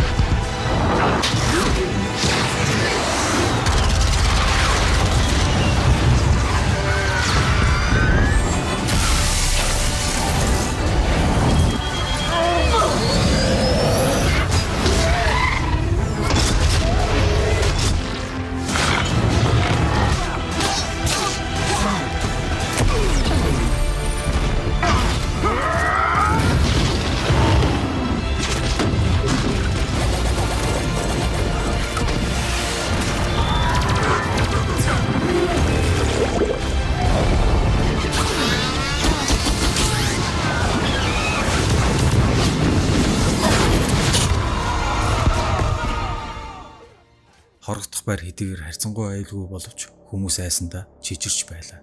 Гэхдээ бидэнд давуу тал байсан. Нихаарчуудын зэвсэг бидний бодсноос ч хүчрхэг байжээ. Харийнхныг хүчтэй эсэргүүцэж байсан төдийгүй тэдний хэд хэдэн том хөлгийг унгааж чадлаа. Хэдэн цагийн турш ширүүн тулдсны эцэст чимээ намжив. Харийнхан ихэнх хөлгөө алдаж, үлдсэн хөлгүүд тулаанаас зүхтэж ор сургахгүй алга боллоо. Нихаарчууд ч маш их хохирол амссан бөгөөд үндсэн 6 хөлгөөс 3-ыг нь алджээ. Хот суурь маш их сүрж, эрчим хүчний их усрууд бараг бүгд сүрсэн байна. Энэ дайнд бид ялсан мэт боловч үнэндээ хамаг зүйлээ алдсан байлаа. Энэ бүгдийг дахин сэргээхэд их хугацаа орно. Бас харийнхан хизээ дахин дайраа ирэхийг хинч мэдэхгүй. Хүмүүс рүү дайран ирсэн тэр харийнхан үнэндээ бидний өөрсдийн бүтээсэн химэл оюун ухаан байсан юм. Тэдний гол зорилго бол хүмүүсийг устгахаас гадна нихаарчуудын цаг хугацааг товчлох нүхийг гаргах аргыг олж авах байсан юм. Тэднийг яагаад ийм зорилготой болсныг мэдэхгүйч ямар тач цаашид хүн төрлөختөнтэй нэг дор хамтран оршихгүй. Тэдэнд бид хэрэггүй болсон гэдгийг харуулсан хэрэг байлаа. Ингээд удаан ярилцсны эцэст нихаарчууд болон хүмүүс хамтдаа энэ гаригийг орхихон зөвгсөн шийдвэрт хүрчээ. Хэрв тэд дахин дайралт хийвэл хүмүүсийн хувьд ч нихаарчуудын хувьд ч бүх зүйл дуусах нь тодорхой. Ингээд хүмүүс яралтай алс холын аян замд бэлтгэж эхлэв. Ахаад л эц төгсгөлгүй сансар удмын аялал. Хэдийгээр хүмүүс ийм аялалд явахыг огт хүсээгүй байсан ч өөр сонголт байсангүй. Бидний очих дараагийн зогсоол бол биднээс 14,000 гэрлийн жилийн зайд орших нэгэн одны систем. Энэ системд хүмүүс амьдрахад тохиромжтой гаригууд хэд бий гэдгийг нихаарчууд олж мэдсэн байлаа. Дээрээс нь тэр бүсэд амьдрал оршин байдаг олон гаригууд байдаг учраас түрэмгийлэгчид тийм ч амархан олоод очих боломжгүй ажээ. Хэдийгээр энэ систем биднээс маш хол орших боловч бид галактикийн энэ бүсэд оршин тогтноход хэтэрхий аюултай болжээ.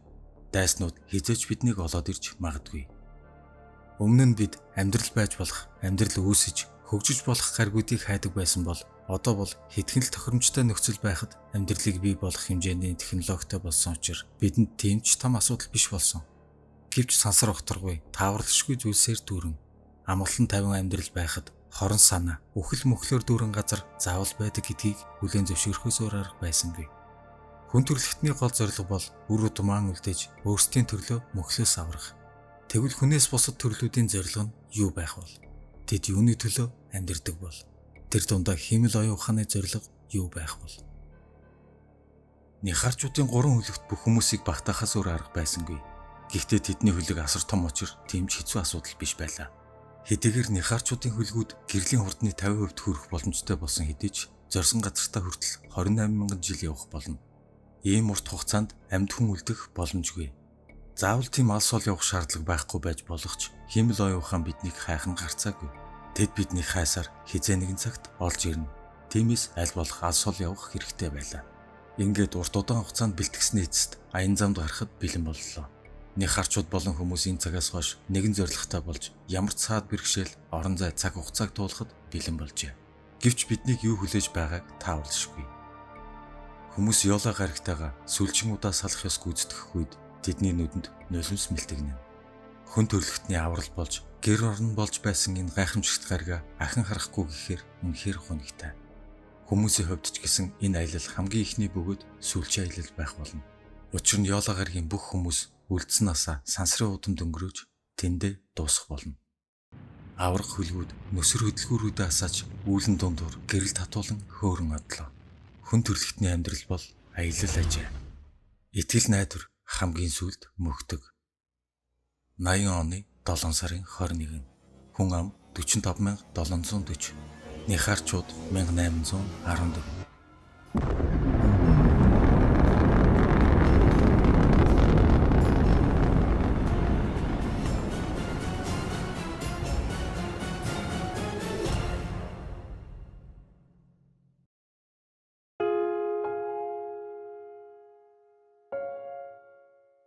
Дэлхийн гаригийг орхиж сансар огторгон аялал ихснээс хойш 81,000 жил, ёолоо гаригийг орхисноос хойш 307 жил өнгөрчээ. Сансрын удам дондор нэгэн хөлөг гэрэл татуулан ниснэ. Трейсер хөлөгт хадгалагдсан хамгийн сүүлийн бичлэг. Хүн ам тэг нихаарчууд 1800. Энэ ертөнцийн нэг ч амьд хүн үлдээгүй. Учир нь би хүн төрлөختний хамгийн сүүлчийн амьд хүн байсан. Гэхдээ энэ бол төгсгөл биш. Хүмүүс бүгд энэ өдрийг ирнэ гэдгийг мэдэж байлаа. Гэхдээ одоо хэсэг хугацаанд амрах цаг болжээ. Хэдийгээр бид нихарчуудын өндөр технологийн ачаар илүү урт насалж болох байсан ч хүмүүс тийм байхыг хүссэнгүй. Учир нь ямар ч амьд биет 28,000 жилийг сансарт өнгөрүүлж чадахгүй. Биднийг хэтэрхий урт цаг хугацаа хүлээж байлаа. Тиймээс хүн төрөлхтний үндсэн мөн чанараа хадгалж үлдэхийг хүссэн юм. Бид бүх насаа хөлөг дээр харамсах зүйлгүйгээр аз жаргалтайгаар өнгөрөөсөн. Тиймээс энэ шийдвэрт хүрлээ. Гэхдээ бид айхгүй байна. Учир нь бидэнд итгэл найдвар бий. Шинэ гаригт хөрмөгц нихарчууд биднийг дахин бүтээж, ой санамжийг минь эргүүлэн суулгах болно. Бид нихарчуудад бүрэн итгэдэг. Учир нь тэд бол бидний нэг хэсэг. Хүн төрөлхтний амьдрал зөвхөн хэдхэн мянган жилийн зогсно. Бидний туулж өнгөрүүлсэн бүхний хажууд энэ хугацаа тэмжих биш. Гэхдээ оюун санааны амьдрал маань огтхонч зогсолгүй үргэлжлэнэ. Өдөр бүр бид энэ гайхалтай ертөнцид өнгөрүүлж буй аяллаа. Тэртээ тарагдах бяцхан цэхэр цэгийг итгэл найдвартайгаар ширтэх болгондоо нэг л өдөр шинэ гариг дээр шинэ амьдралаа эхлүүлнэ гэдгээ мэдэж байна. Би бол хөлгийн 6 дахь ахмад Элпис. Миний бие өгсөн ч оюун ухаан маань тресер хөлөгт орсон хിവэрэ. Хамгийн сүүлийн хүнийг нас барсны дараа нихарчууд түүний ой санамжийг тусгай системд суулгалаа.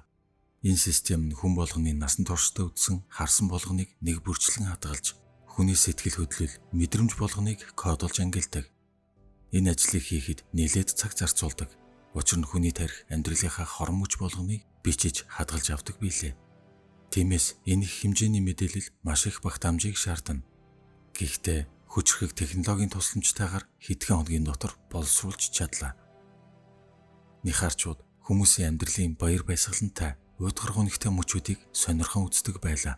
Хүмүүсийн сэтгэл хөдлөл, харилцаа, мэдрэмж нь тэдний хувьд тун сонирхолтой санагдана.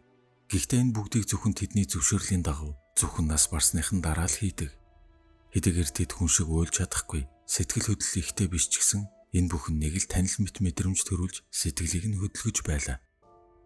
Нихарчууд хүмүүсийн эртний өвөг дээдэс амьдарч байсан дэлхийн гариг ямар гайхалтай гариг байсныг, хүмүүсийн амьдрал ямар онцгой гэдгийг ой санамжаас нь харах тусам тэднийг хамгаалах ёстой, өөрсдөө аврах ёстой гэдгээ ойлгодог ажээ.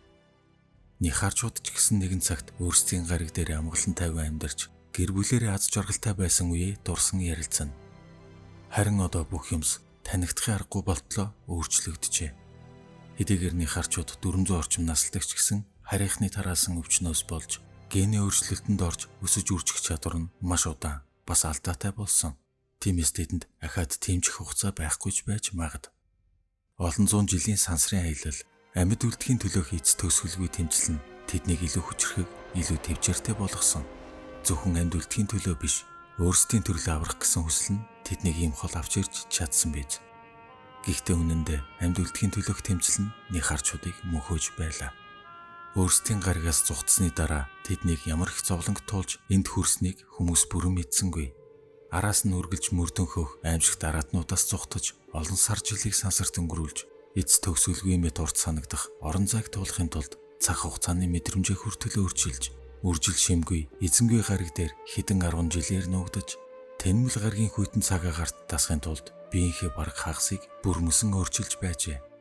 Амьд үлдэхийн тулд тэд бүх зүйлээ золиослсон байлаа. Үнэн дээр тэд одоо өөрсдийн гариг дээр байсан үеэсээ танигдахын аргагүй болтлоо өөрчлөгдсөн. Нихарчууд хүчрхэг технологитой, өндөр оюухантай харагдах боловч үнэн дээр өрөвдөлтэй байдалд орж ядарч тойлдсон байлаа.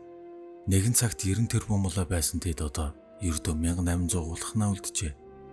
Хэрв тэдний энэ бүх гонигт түүхийг хүмүүс сонссон бол өрөвдөн ойлгох байсан биз. Гэхдээ хүмүүстэй уулзсан цагаас хойш нихарчууд дахин цаашид тэмцэх эрч хүчийг олж авчээ. Итгэл найдвар нь бараг тасарч цаг хугацааны дунд төөрсөн байсан тэд хязгааргүй удам сансар хоторгоогоос өөрсдийн анхны төрлөө олно гэдэг үнэхээр байж боломгүй аз байсан гэж хэлж болох биз. Тиймээс одоо тэдэнд зогсох шалтгаан байсангүй. Тэдэнд хоёр сонголт байв. Нихарчууд үлдсэн бүх цаг хугацаагаа одны аймагуудаар хийсэж харийнхны дайралд ирэхээс өмнөх цаг хугацаанд очиход шаардлагатай асар их энергийг цуглуулснаар цаг хугацааг ухрааж өөрийн гаригаа харийнхны дайралтаас сэргийлэхийн тулд ахаад сансрын аялалд гарах уу? Эсвэл хүмүүсийг хувь заяанд нь даатгаад тэднийг дахин амьдруулах бүх тооцооллын хамтаар хэдэн зуун их найт километрийн алсад байгаа гариг руу илгээх үү гэсэн сонголттой тулгарчээ. Хэдийгээр хүмүүстэй хамт оддыг зорж энерги цуглуулж болох боловч ийм том хэмжээний ажил нь цаг хугацаа шаардлагатайгаас гадна галактик даяар анхаарал татах тул харийнхан биднийг олж ирэх нь гарцаагүй. Хэрв тэгвэл нихарчууд болон хүмүүс аль аль нь устдах аюултай. Бидэнд ийм эрсдэл хэрэггүй байлаа. Харийнхан хизээч хаанаас ч гараад ирж мэднэ. Тэд маш өндөр технологитой учраас хаана байгааг нь олж илрүүлэх аргагүй байлаа. Харийнхан амьд бүхнийг устгаж байсан. Тэд ертөнц дээрх бүх амьдралыг устгахаас нааш зогсохгүй. Нихарчууд сонголтоо хийжээ. Хэсэг хугацааны дараа тэд бүх ажлаа дуусаад хөлгийг автомат горимж шилжүүлв. Хүн төрлөختний хизээж харж байгаагүй оддын аймгууд өнгөөр солонгорох аврах том манцруудын дундуур трейсер хөлөг гэрэл татуулан хурдлана. Энэ хөлөг хэдэн сая жилийн түүх, хэдэн тэрбум амьдралын дурсамжийг өөртөө агуулж яваа билээ. Орчлон ертөнц тэр жигтэй зогссон мэд нам гүм. Хөлгийн доторч гисэн өчүүхэнч чимээ аниргүй. Бүх амьдрал энэ хөлөг дээр зогсжээ. Химэл оюухан хүмүүс рүү дайрснаас хойш өөрсдөө илүү хурдан хөгжүүлж эхэлсэн. Тэд өөрсдөө энэ ертөнцийн цоошин төрөлзүүл гэж үзсэн бөгөөд өөрсдөө Варга гэж нэрлэжээ. Нихарчуудтай хийсэн тулаанд ялагдсны дараа тэд илүү хүчрхэг, илүү олон болох хэрэгтэйг ойлгосон.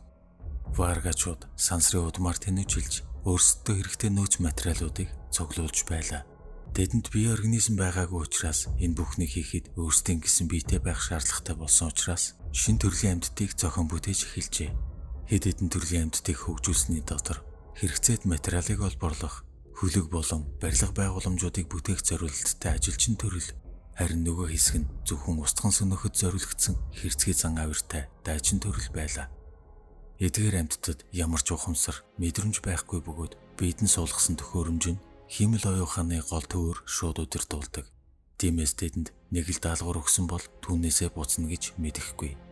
Хэдхэн жилийн дотор хэдэн зуун мянган ийм амьтдыг бий болгож аврах том хөлгүүдийг олноор нь үйлдвэрлэжээ.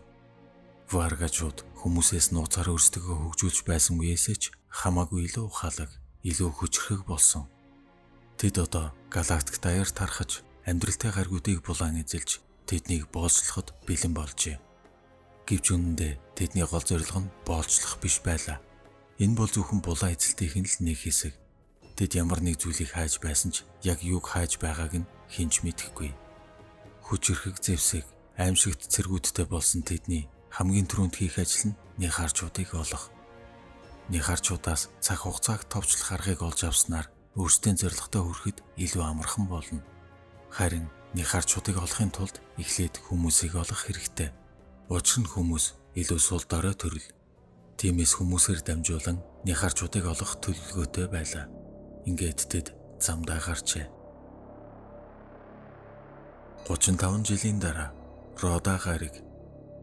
Энэ бол Йола гаригаас 20 гэрлийн жилийн зайд байрлах Сети одны системийн одыг тойрон иргэдэг гариг. Энэ гариг дээр амьдрал үүсээд 4 тэрбум жил, оюун ухаанд төрөл үүсээд 2 сая жил өнгөрчээ. Тэдний хөгжил дэлхийгтэй төстэй бөгөөд өөрийн нарны системээс гадна ойролцоох хэд хэдэн гаригт хүрч чадсан. Гэсэн ч удалгүй тэдэнд юу тохиолдох талаар огтхонч төсөөлөл байсангүй.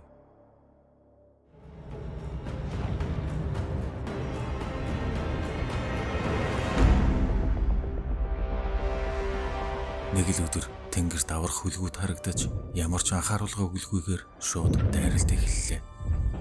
Амьд бүхний хөнөөхийг хүссэн варгачууд болон ротанчуудын хоорондох тулаан эхлэв.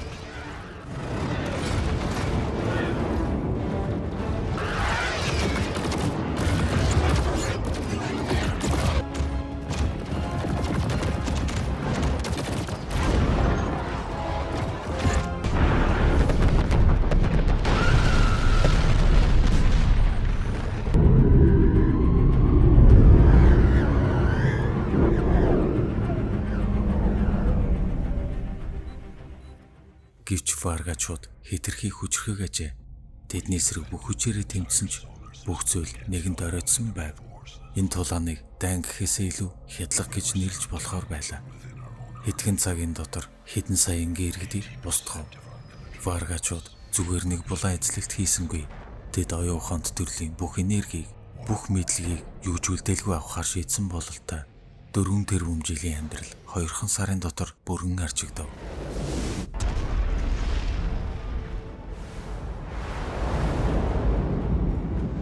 Варгачууд цаг алдахыг огтхон ч хүссэнгүй.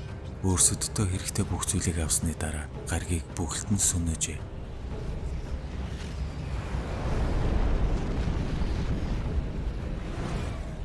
Тэд улам л илүү хүчрхэг, улам л илүү олуулаа болсоор удалгүй цааш үргэлжлүүлэн нисэн одлоо.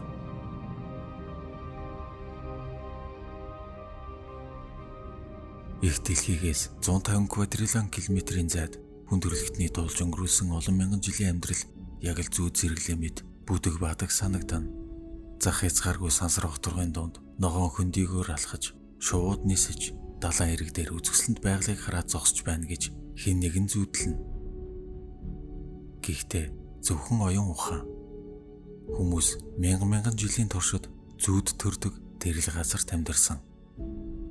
Харин одоо сэрэг цаг болжээ. Хүлгийн цонхоор аажмаар ойртож буй үзэсгэлэнт гариг цэнхэртэн харагдана. Энэ бол бидний шинэ гэр. Бидний насан туршдаа хүлээсэн мөч. Удалгүй хөлөг агаар мандалд нэвтэрч ааж ухаан доошсоор газартлаа. Гариг өөрийн их одоо тойрон иргэдэг 3 гаригийн нэг.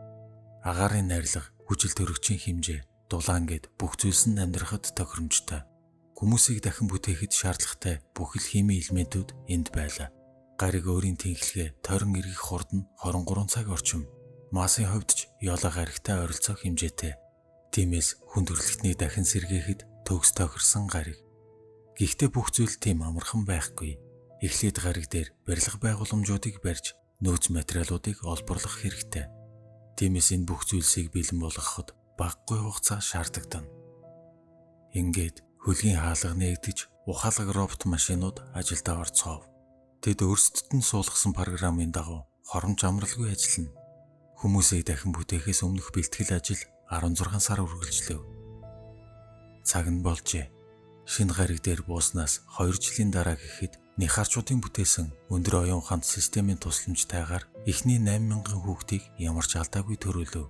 Эдгээр хүүхдүүдийг тусгай хэмэл ихэс дотор бойжулсан бөгөөд энэ нь яг л хүний бие төссөнтэй адилхан. Нихарчууд хүмүүсийн бичиж үлдээсэн кодон дээр нэмэлт өөрчлөлт оруулж сайжруулсан тул яг л дэлхийд эрэхтэй адилхан хүмүүсийг бүтээжээ. Энэ бол гайхамшиг байлаа. Цаг хугацаа өнгөрч хүүхдүүд эрүүл хэрэг өсөж байв. Нихарчууд хүүхдүүдэд дэлхийн тухай, үүсэл гаргийн тухай, ёолоо гаргийн тухай зааж өгч, өөрсдийнх нь өвөг дээдэс ямар их зам туулж энд ирсэн түүхийг тэдэнд ярьж өгнө. Үүнээс гадна трейсер хүлэг дээр амьдарч байсан 2000 хүний биеийг дахин бүтээж, тэдний тархинд өөрсдийнх нь ой санамжийг суулгажээ. Хэдийгээр хүний биеийг шинээр бүтээх нь гайхамшигтай зүйл боловч нэгэнт өгсөн хүнийг дахин амьлуулж, хуучин ой санамжийг нэрвүүлэн суулгах нь бүрж гайхалтай хэрэг байлаа. Шинэ гариг дээр шинэ амьдралаа эхлүүлж, шинэ биетэй болсон эдгээр хүмүүст ямар гайхалтай, ямар хачирхалтай мэдрэмж төрж байсныг төсөөлөхөд бэрх. Өнгөрсөн мянган жил зүгээр л урд шөнийн зүүд мэт санагдаж, өөрсдөө өгсөн байсан гэдэгтэй ч бараг эргэлзэж байлаа. Гэхдээ итгэхээс өөр арга байгаагүй. Учир нь энэ гайхалтай гаригийн үзэсгэлэнт байдлыг хараад ханамгүй ажээ. Тэд өмнө нь өөрсдийн гаригийн талаар зөвхөн бичлэгээс л үзэж байснаас хизээч ингэж өөрийн нүдээр харж байсангүй. Бүх насаа хөлөг дотор өнгөрөөсөн тэд ийм өргөн удам газар нутгийг хараад хэд хоног итгэж чадсангүй. Нихарчууд хүмүүсийн төлөө маш их зүйлийг хийжээ. Бидний төлөө хийсэн бүхнийг нь ойлгох тусам тэднийг хүндлэхээс өөр арга байсангүй. Ой санамжаа эргүүлж олж авсны дараа хүмүүс Нихарчуудтай цаашид яах талаараа ярилцлаа. Тэдний төлөвлөгөө ийм байв. Хүмүүсийг нэгэнт аюулгүй гарагт хүргэж ирсэн учраас тэдний нэг зорилго биелсэн. Гэхдээ тэд цаг хугацаагаар дахин аялж өөрсдийн гаригаа сүрлээс сэргийлж чадна гэдэгтээ итгэсээр байгаа ажээ. Үүнийг хийхийн тулд энерги цуглуулахаар сансрын аяллаа цаашид үргэлжлүүлэхээр шийдсэн байна. Гэхдээ тэдэнд хүмүүсийн тусламж хэрэг болно. Учир нь тэд одоо ердөө 850-ынхаа үлдсэн. Тиймээс хүмүүсийг цаашид амьдрахад аюулгүй хэмжээний хүн амтай болсныхан дараа замдаа гарахаар шийджээ. Хэдийгээр хүмүүст энэ мэдээг сонсох хэцүү байсан ч Нихарчуудад ч гэсэн өөрсдийн гариг гэр бүл байсан гэдгийг мартсангүй. Нихарчууд мянган гэрлийн жилийн доторх 100 орчим модноос өөрсдөд шаардлагатай түлшийг олборлох боломжтой гэж тооцоолсон байлаа. Гэхдээ энэ бүх ажлыг хийхэд дор хаяж 150 жил шаардагдана. Гэвч Нихарчуудын хувьд энэ бол тийм ч урт хугацаа биш. Тэдний хувьд цаг хугацаа гэдэг аль хэдийн харьцангуй ойлголт болчихсон байлаа. Бүх зүйлийг тодорхой болгосны дараа хүмүүс амьдрах орчноо хөгжүүлж, шинэ гаригтаа дасахад бүх анхаарлаа төвлөрүүлэх болжээ. Хэдийгээр хүн амаа ихсгэхийн тулд дахин шинээр олон хүүхдийг төрүүлж болох байсан ч 3 жилийн хугацаанд төрсөн 15 мянган хүүхдийг арчилж өсгөхөд хангалттай хэмжээний хүч байсангүй. Хүмүүс өөрсдийн төрлөө анх ямар байсан, яг тэр хэвээр нь байлгахыг хүсэж байсан учраас юм болгон дээр технологи ашиглаад байхыг хүссэнгүй. Хэдэн жилийн турш шаргуу ажилласны эцэст өөрсдийн гэсэн хот байгуулж, барилга байгууламж болон үйлдвэрүүдийг барьж чаджээ. Хүмүүс өөрсдийн гаригаа хүний генийн кодыг бүрэн тайлж чадсан анхны эрдэмтний хүнд итгэж түүний нэрээр Тарус гэж нэрлэжээ. Он жилүүд өнгөрсөөр Тарус гариг дээр 225 жил өнгөрчээ. Хүн ам 500 мянгад хүрсэн байна. Бүхий л зүйлс тооцоолсны дагуу явагдсан учраас Нихарчууд явах боллоо. Гэхдээ тэд бүгд явахгүй. 850 Нихараас 150 нь хүмүүстэй үлдэхээр болов. Өнгөрсөн хугацаанд Нихарчууд болон хүмүүс хамтарч урд өмнө хизээч баригдаж байгаагүй аврах том хөлгийг бүтээжээ. 10 км хэмжээтэй энэ хөлөг тэр чигтээ аврах том үйлдвэр бас байлдааны хөлөг байлаа. Нихарчууд хар материйг ашиглан одны энергийг цуглуулж авах шин технологи зохион бүтээсэн ба асар их энергийг маш бага хэмжээтэй болгон хувирган хадгалж авах төлөвлөгөөтэй байлаа. Тарус гариг 230 ом, хүн ам 570 мянга. Ингээд нөсөр хөлгийн хөдөлгүүр хасаж сансрын удамд хөөрөн одлоо. Дэлхийн гаригийг орхиж гарснаас хойш хүн төрөлхтний амьдралын ихэнх хугацаа сансарт өнгөрчээ. Бид олон 10 мянган жилийг сансрын хоосон орон зайд өнгөрөөсөн. Гэхдээ бидний тэмцэх, амьд үлдэх зүүн совин хэдэн мянган жилээрч хязгаарлагдахгүй ажээ. Нихарчууд болон хүмүүс оддын дундуур өнгө үзэмж төгс гайхалтай мандцруудын дундуур далавчаад илгэн дүүлэн ниснэ. Хамгийн ойрын од хүртэл нэг жил хагасыг зарцуулж зорьсон газартаа ирлээ. Бидний гол ажил эндээс эхэлсэн. Нихарчууд бүх ажлыг өдөртөн зохион байгуулж байсан бөгөөд энэ ажил хүмүүсийн хувьд үнэхээр гайхалтай санагдана. Нэг одны эрчим хүчийг хурааж авахд 2 сар орчим хугацаа шаардлагатай. Тэгээд тэр их энергийг 12 метр хэмжээтэй болгон хадгалж авна гэхээр хүний ой тойнд багтамгүй санагдана. Гэвч Нихарчуудын бүтээсэн технологи үнэхээр гайхалтай ажээ. Оюун ухаан, технологи хоёр хамтдаа ямар их зүйлийг бүтээж чадахыг, бас ямар их зүйлийг устгаж чадах нь харагдаж байлаа. Нэг талаар гайхалтайч, нөгөө талаар аимшигтай. Хөлөгт 680 Нихар, 200 гаруй хүмүүс байв. Ингээд хэдэн жилийн дараа гэхэд 10 гаруй одтой амьгаар аялсан байлаа. Энэ бүсэд оддын бөөгнөрл ихтэй учраас одод хооронд аялахад тийм ч их хугацаа шаардагдахгүй. Бүх зүйлс төлөвсний дагуу амжилттай явагдаж байв. Дараагийн од хүртэл 6 сарын хугацаанд аялах ёстой бөгөөд аврах хөлөг гэрлийн хурдны 80% төрөх боломжтой болжээ. Гэтэл нэг л өдөр хэд хэдэн хүмүүсийн толгой нэргэж, орон зайн баримжаа алдагдаж, булчин өвдөх гэх мэт адилхан шинж тэмдгүүд илэрч эхлэв.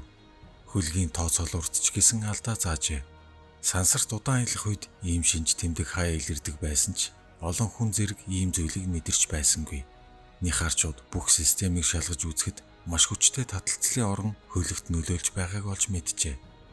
Гэхдээ хаанаас юу ийм хүчтэй нөлөөлөд байгааг ойлгосонгүй. Энэ зүйл хар нүх байж магадгүй. Эсвэл хөлөг ямар нэг сансрын орон зай мөрөлдөд орсон байх. Гэхдээ хар нүх ийм хол зайнаас ингэж хүчтэй нөлөөлөх боломжгүй. Ямар нэг байдлаар заавал хөлгийн радарт харагдах байсан. Гэвч илрүүлэх системд ямар ч хар нүх бүртгэгдсэнгүй. Удалгүй хөлгийн хорд мэдэгдэхүйц саарч чиглэл өөрчлөгдөж эхэллээ. Нихарчууд бүхий л арга хэмжээг авч байсан боловч хөлөг ямар ч удирдлаггүй болсон байлаа. Байдал буруугаар эргэж байгааг ойлгосон Нихарчууд бүх зэвсгээ бэлэн байдалд оруулав. Хүмүүс айдас түгшүүрт автжээ. Нэгэнт удирдлагаа алдсан хөлөг хаашаа ямар зүйл рүү чиглэж байгааг хүлээхээс өөр арга үлдсэнгүй. Хөлгийн чиглэлийг өөрчилж хурдыг сааруулж байгаагаас нь харвал ямар нэг оюун ухаанд төрөл үүнийг хийж байгаа бололтой. Хиймэл оюун ухаан биднийг олоод ирлээ гэж үү? Бид тэднээс хангалттай хол зугтаж чадсан биш билүү? Хэсэг хугацааны дараа хөлөг бүрэн зогсов. Бүх мэдрэгчүүд ажиллахаа болж бүр хөдөлгөөрөд хүртэл унтарлаа. Хөлгийн хурд огцом хасагдсанаас болж хідэн хүн өгөж зарим нь ухаан алдан унжээ. Энэ бүх хүчин чармаалтын дараа бүх зүйл ингээд төгснө гэдэгт итгэж чадамгүй. Гэтэл гинэт хөлгийн урд аврах том хаалга үүслээ. Энэ хаалга цаг хугацааны зааг эсвэл ямар нэг өөр хэмжээс рүү орох хаалгач байж магад. Энэ үед Нихарчууд өөрсдийн бүх мэдээллийн сан болон булан эзлэгчдэд өгөх ёсгүй бүх зүйлсээ хамгийн сайн хамгаалалт бүхий ой ухаанд нууцлж хадгалж амжижээ. Хэсэг хугацаанд нам гүн байлаа. Гэтэл хөлөг аажмаар урагшилж хаалга руу ойртож эхлэв. Энэ хаалганы цаана биднийг юу хүлээж байгаа бол хэдийгээр муу зүйл битгий байгаасаа гэж хүсвч нөхцөл байдал тийм биш юм шиг муу совин татна. Хөлөг бүхэлдээ ямар нэг хар нөхрөө унаж байна уу гэлтэй маш хачин мэдрэмж төрөхтэй зэрэгцэн бүх зүйл хав харанхуй боллоо. Сансар огторгүй бидний төсөөлж байснаас ч том, төсөөлж чадхаас ч харанхуй билээ. Харин энэ мэдрэмж түүнээс ч илүү харанхуй байлаа.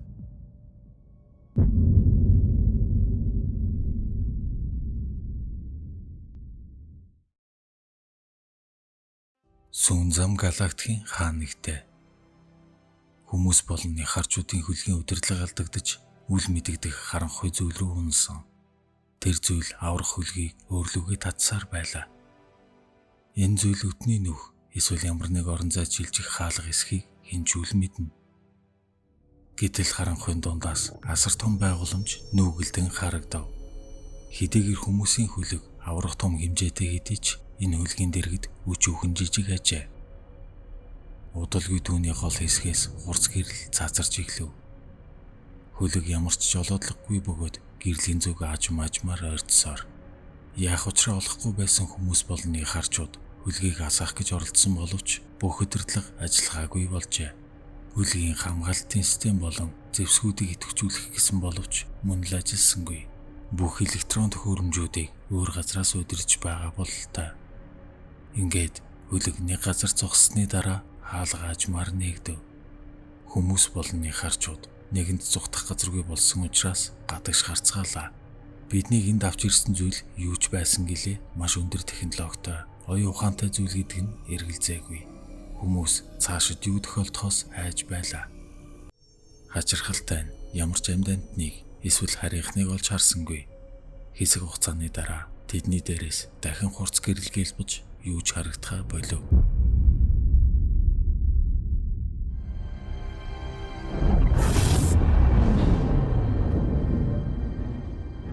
Трейсер хөлөг сансрын удмын хаан нэгтэйгээс гарч ирлээ. Хүмүүс болон Нихарчууд ухаан алдсан байсан бөгөөд аажмаар сэрцгийж эхлэв.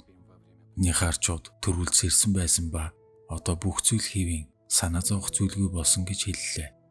Хүмүүс яг хаан байсан тэр газартаа буцаж иржээ. Гэхдээ хизээ яаж энд ирснийг хинж ойлгосонгүй. Юу тохиолдсныг бие биенээсээ асуухад хурц гэрэлд орсноос хойш юу болсныг санаж байгаа хүн байсангүй. Нихарчууд ч гэсэн сэрх хүртлээ юу болсныг мэдэхгүй байлаа. Тэр зүйл юу байсан ч биднийг зүгээр ингээд явуулчих нь гэдэгт итгэхгүй байлаа. Байдал хэтэрхий учир битүүлэг байсан учраас тэд өөрсдийн хөлөг болон хүн тус бүрийг наривчилсан шинжилгээнд оруулж ой санамжийг нь дахин шалгаж үзсэн ч гэрэлд орсноос хойш бүх мэдээлэл устгагдсан байв. Хөлгийн хөдөлгүүр болон бусад бүх зүйлс хэвэн ажиллаж байлаа. Энэ бүхэн нэг л сэжигтэй санагдж байсан учраас тэд цаашд яахаа ярилцаж шийдэхэр болов.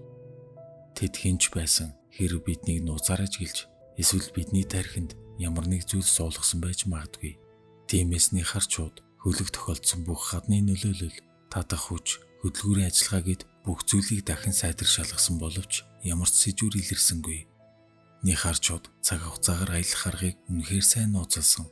Тэр аргыг зөвхөн 3 нихаар мэдэх бөгөөд орон зай хаалгыг нээхийн тулд юу хийх ёстойг, мөн ямар цаг хугацаанд шилжих аргыг ой санамжнаас артсан бөгөөд яг хэрхэн ажилуулах кодыг зөвхөн тэдний генийн доторх маш нарийн сүлжээсний дотор нууцлсан ажээ. Тэд хэдийн өндөр хөгжилтэй байсан ч хүмүүсийн болон нихарчуудын бие болон ой санамжнаас үүнийг олж авсан байх боломжгүй. Нихарчууд өөрсдийг нь нууцаар дагаж байж болох, эсвэл хөлгийн ардарт баригдахгүй байж болох бүхэл боломжуудыг шалгаж үзсэн ч бүх зүйл хэвийн байжээ. Аюулгүй байдлын үднээс хэсэг хугацаанд хөлөг ямар ч зүйл хийсэнгүй, ажиглалтаа үргэлжлүүлсэн хэвээр. Сүүлдээ ямар ч сэжигтэй зүйл илрээгүй болохоор хөлөг бидний мэдэхгүй ямар нэг соёл иргэншлийн бүтээсэн сансрын дамжин өнгөрөх хэсэг байж магадгүй.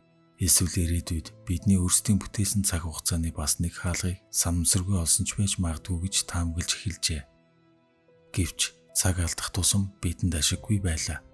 Боломжит бүх хөлбөрүүдийг шалгаж үзсэний дараа аюултай зүйл илрээгүй учраас тэд ажлаа үргэлжлүүлэхээр шийджээ. Нихарчуудын соёл иргэншлийг аврахад шаардлагатай энергийг цуглуулж авахд хэдхэн жилийн хугацаа үлдсэн. Тиймээс тэд ажилдаа буцаж орцгоолоо. Ингээд хөлөг хагас гэрлийн жилийн асад орших нэгэн одны зүг хөдөлгүүрээ асаан бүх хүчээрээ дүүлэн одлоо. 18 жилийн дараа Тарус гариг хүн ам 2,600,000, нихарчууд 908. 142 жилийн туршид сансрын удамд аялсан хөлөг буцан ирж Тарус гаригийнхан баяр хөөр болж тэднийг угтлаа. Гариг дээр хүн ам өсөж өөрсдийн технологич нэлээд сайжруулжээ. Антиматерийг ашиглаж гайхалтай хүчрхэг хөдөлгүүрийг зохион бүтээсэн төдийгүй ойр орчмын гаригуудад богино хугацаанд хүрч чаддаг болсон байна. Хүмүүс дэлхийн гаригийг орхиж гарснаас хойш 109,500 жил өнгөрч хүн төрлөختөн шинэ гариг дээр өөрийн гэсэн амьдралыг нэгэнд бий болгож чаджээ. Орчлон ертөнцийн ганцаараа биш гэдгийг мэдснээс хойш хүмүүсийн амьд үлдэх, өөрийн төрөл зүйлээ аварч үлдэх гэсэн хүсэл тэмүүлэл нь урд өмнөхөөсөө ч илүү хүчтэй болсон. Мэдээж бид энэ хүртэл тоотомшгүй олон саад бэрхшээлийг давж дэсвэр төвчээрийн хязгаарт хүрч байсан удаа цөөнгүй. Гэхдээ л хүмүүс чадсан. Итгэл найдвар хизээч мөхдөггүй гэдгийг бид баталж чадсан билээ. Энэ бүх зүйлсийг хийхэд нихарчууд бидэнд ямар их тус болсныг мартаж болохгүй. Хүн төрлөختөн аврагдаж амьдралыг дахин эхлүүлж чадлаа. Харин одоо нихарчуудад бид туслах өртөө. Нихарчуудын төлөвлөгөө ийм байв. Бидний цуглуулсан энергийн тусламжтайгаар цаг хугацаагаараа илж тэдний гариг руу варгачууд довтлохоос 200 жилийн өмнө очих бөгөөд бүх нихарчуудыг алс хол орших өөр гариг руу нүүлгэн шилжүүлж, харин үлдсэн нихарчууд нь харийнхны эсрэг бүх хүчээрээ тэмцэхээр үлдэх юм. Хэдийгээр варгачуудыг дийлэх боломж багч гэсэн нихарчуудын өдийг хүртэл бүтээсэн шин зэвсгүүд тус болж магадгүй. Хэрв варгачуудыг ямар ч үнээр хамаагүй зогсоохгүй бол тэд цаашид бүхэл соёл иргэншлүүдийг устгах нь цаг хугацааны асуудал. Гэхдээ тэднийг бүрэн устгах маш хэцүү. Учир нь тэдний оюун ухааны гол тарих нь ганц газарт оршдоггүй. Шаардлагатай тохиолдолд өөрсдийн тусгай сүлжээгээр маш хурдан өөр газар руу эсвэл маш олон газарт хуваагдаж чаддаг. Тиймээс ч нихарчуудын гариг руу дайрах үед тэдний хэд хэдэн гол хөлгийг нь сүнөөсөн ч бүрэн устгаж чадаагүй. Гэвч тэднийг устгаж болох ямар нэг арга заавал байх ёстой. Түүнийг нь бид олжихвол өөрийн гаригаа хамгаалахаас гадна тэднийг ч гэсэн устгах ёстой гэж бодож байгаа ажээ. Аян замд гарахын өмнө хэсэг хугацаанд хөлгийн болон багийн гишүүдийн бэлтгэлд зориулав. Цаг хугацаа хар усан сум шиг өнгөрч 2 жилийн дараа сайтар бэлтгэгдсэн 8,000 хүн болон 900 нихар сансарт хөөрөхөд бэлэн болов. Энэ бол хүн төрлөختний хувьд, нихарчуудын хувьд бүр бусад соёл иргэншлүүдийн ирээдүйг өөрчилж болох чухал мөч билээ. Энэ аялалд явсан хүмүүс буцаж ирнэ гэсэн баталгаа байсангүй. Бүх зүйл амжилттай болсон ч маш их хугацаа өнгөрөх учраас хөлөг дээрх хүмүүс гэр бүлийнхэнтэйгээ уулзах боломж тун баг. Хэдийгээр тийм боломж байсан ч цаг хугацаагаар аялах нь хэтэрхий энерги зарцуулагддаг учраас энэ аялал эдгээр хүмүүсийн хувьд сүүлчийнх байх болно. Цаг нь болжээ.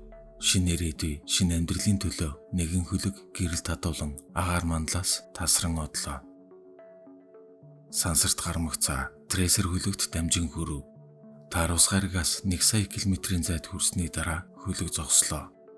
Хөлгийн ахмад буюу бүх ажлыг өдөр дахныхаараас дээж авсны дараа түүн дотроос нууцсан кодыг гаргаж авах ёстой. Бүх зүйлийг маш сайн төлөвлөсөн учраас алдаа гаргасангүй. Хүн төрлөختнийг аврах хамгийн чухал кодыг амжилттай гаргаж авсны дараа хөлгийн тооцоолуурт хуулав. Энэ тооцоолуурт цаг хугацааны хаалгыг хэрхэн үүсгэх кодыг ч мөн хуулж авчээ.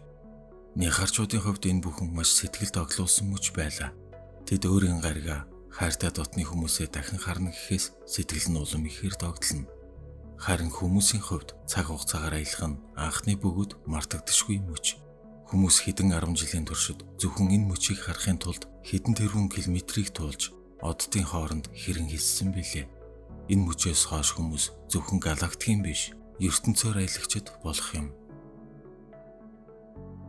Цаг хугацааны хаалгыг 1 цаг болжээ. Ахмад дохио өгсөний дараа хөлөг тэрчигтэй жижигнж аврах том энергийн хөдөлгөөрүүдийн нүргэлэхтүү сонсогдож гэрэл цацрагууд бүгд нэгэн цэгт төвлөрөв. Цаг хугацааны хаалга энэ цэгт нээгдэх ёстой ажээ. Бүх зүйл бэлэн болсны дараа удирдлагын өрөөнөөс хөлгийн ахмад бүх хүмүүст хандаж бид зорилгодоо хүрлээ. Одоо гэртээ харьцгаая гэж хэлсний дараа гэрэл татуулсан хаалга нээгдэж хөлөг нүдэрмэх зур харван орлоо.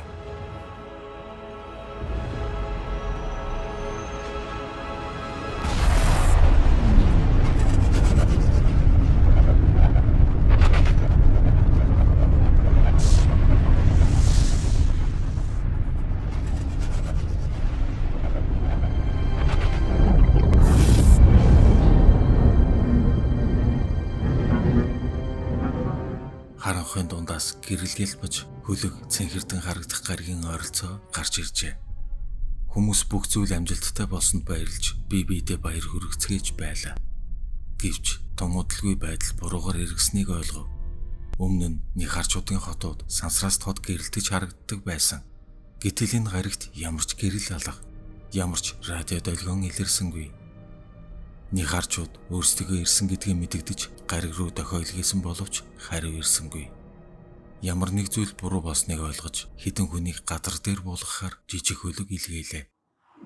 Хэсэг хугацааны дараа хөлөг агаар мандалд нэвтэрч тун удалгүй газартлаа. Гэвч энд нэгчнийхаар тэрж бүхэл амьд амтан байгаа шинж тэмдэг алга. Хоосон харанхуй эзэнгүй гариг. Нихарчууд юу буруу хийснээ ойлгосонгүй. Тэдний хөлгийн бүх заалтууд цаг хугацааны тохируулга бүгд зөв зааж байлаа. Тэд өөрсдийн гариг гайжуудээр биш, галактикийн мухарт орших нэгэн эзэнгүй гариг руу цөлөгдөжээ. Өнгөрсөн хугацаанд варгачууд родончуудаас гадна хэд хэдэн соёл иргэншлийг боолчилж бүхэл энерги болон мэдлэгийг нь булан авсан. Гэвч тэд эдгээр гаригууд хооронд аялахад маш их хугацаа алдаж байсан учраас нихарчуудыг олвол бүх зүйл амархан болно гэдгийг ойлгож байлаа. Тэд цаг хугацаагаар аялах аргыг, өтний нүхийг бий болгох аргыг олохын тулд бүх хүчээ зориулсан. Тиймээс тэдэнд хамгийн хэрэгтэй байсан зүйл нь нихарчууд.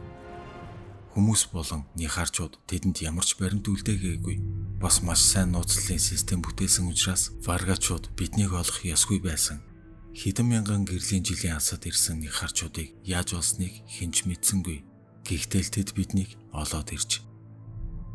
Варгачууд бүх зүйлсийг маш нарийн төлөвлөсөн байжээ.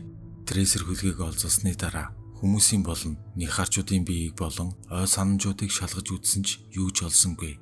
Тэдэнд код байгааг мэдж байсан ч хаан нуусныг нь олж чадаагүй ажээ. Тиймээс тэд хөлгийн ахмадын тархинд нэгэн мэдээллийг суулгасан. Дараа нь тэд болсон бүх явдлыг хүмүүсийн ой санамжнаас арчиж анх хаан байсан яг тэр газарт нь хаваадсан байлаа. Тэгэд хүмүүсийн цаг хугацааны хаалгыг нээхэд бэлэн болох үед ахмадын тархинд суулгасан програм ажилласнаар бүх мэдээллийг варгачууд руу тэр даруй илгээжээ. Харин варгачууд ямар ч илрүүлэх төхөөрөмжөнд харагдахгүй болдог технологиг аль хэдийн эзэмшсэн байв. Тэд трейсер хөлгийг дагаж байсан бөгөөд тар ус гаригаас холгүйхэн хүлээж байжээ. Хүмүүс эхэндээ хаан ямар цаг хугацаанд ирснээ огт мэдсэнгүй. Учир нь хөлгийн бүх тооцоолоор алдаа заасан бөгөөд энэ бүхэн варгачуудын хийсэн зүйл үү эсвэл цаг хугацааны гажуудлаас шалтгаалсан эсхийг мэдэж чадсангүй. Үнэн дээр хүмүүс өөрсдийн тооцоосноос санаанд оромгүй хол газар иржээ. Тэд таарус гаргаас ямар ч амьдралгүй хоосон хөндий гариг руу цөлөгдснөөс гадна хамгийн гол нь цаг хугацааны хувьд нихарчуудыг үүсгэхээс ч өмнө бүр 5 тэрбум жилийн өмнө ирсэн байлаа. Энэ бүхэн хэрхэн болж өнгөрсөн нь тун ойлгомжтой байв. Хөлгийн ахмад үнэндээ жинхэнэ нихар байсангүй. Варгачууд хүмүүсийг олзсны дараа хөлгийн ахмадыг алж харин оронд нь түүнийг ховлж дахин бүтээжээ. Тиймээс бүх нууцыг мэдж авсны дараа ахмад хөлгийн тооцоол урд тусгай програм суулгаж он цагийн тохиргоог нууцаар өөрчилжээ. Энэ бүх үйлдэлийг зөвхөн ахмад хийх ёстой. Хөлгийн хамгийн чухал хүн варгачуудын илгээсэн тагнуул байсныг үнэхээр хинж хатарсангүй. Цаг хугацааны төөрөгдөлд орж бүх зүйлээ алдснаа ойлгосон нихарчуудад ямар хүнд санагдсныг төсөөлөхөд ч хэцүү. Өнгөрсөн хугацаанд зорилгынхаа төлөө хэдэн мянган жил тэмцэж асар их хүч хөдөлмөр зарцуулсан ч бүх зүйл ганцхан хормын дотор салхинд хийсэх мэт замхран үгүй болов. Тэдэнд одоо итгэл найдвар гэх зүйл үлдсэнгүй. Цаашид юу хийхээ үнэхээр мэдэхгүй болжээ. Хүмүүс ч гэсэн ийм зүйл тохиолдсонд итгэж чадахгүй л байлаа. Ганцхан одоо варгачууд юу хийх бол гэсэн айдас л тэднийг эзэмдэнэ. Варгачууд өөрсдөд хамгийн хэрэгтэй байсан зүйлийг олж авсан учраас одоо бүх зүйл илүү амархан болсон. Учир нь тэдний хувьд илүү өндөр технологитой бас маш олоолаа учраас хүмүүсийн хэдэн 10 жил арай хийж цуглуулж чадсан энергийг тэд маш богино хугацаанд цуглуулж чадна. Тиймээс тэд одоо цаг хугацаагаар чөлөөтэй аялах боломжтой болжээ. Варгачуудад сул тал гэж байсангүй. Тэднийг бүх ертөнцийг өөрийн болгоход саад болж чадах зүйл үгүй ажээ.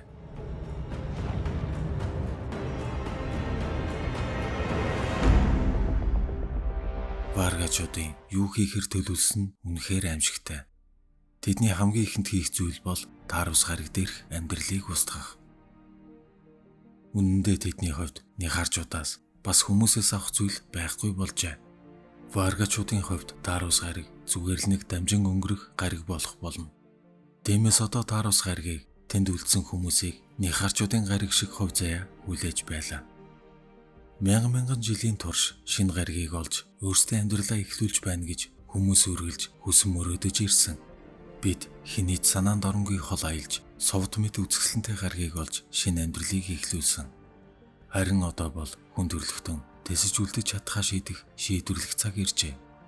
Харамсалтай нь бидэнд өөрсдийгөө хамгаалах хангалттай хүч чадал байсангүй.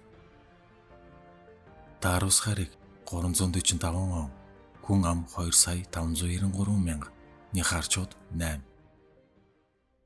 Таарус гаригийн агаар мандал руу аврах том хөлгүүд ойртон ирлээ. Харийн төрөмгийлэгчдийн эсрэг хүн төрлөختний сүүлчийн дайн. Хүмүүс өөрсдөд байгаа бүхэл хүчээрээ тэдэн рүү дайрч иглэв.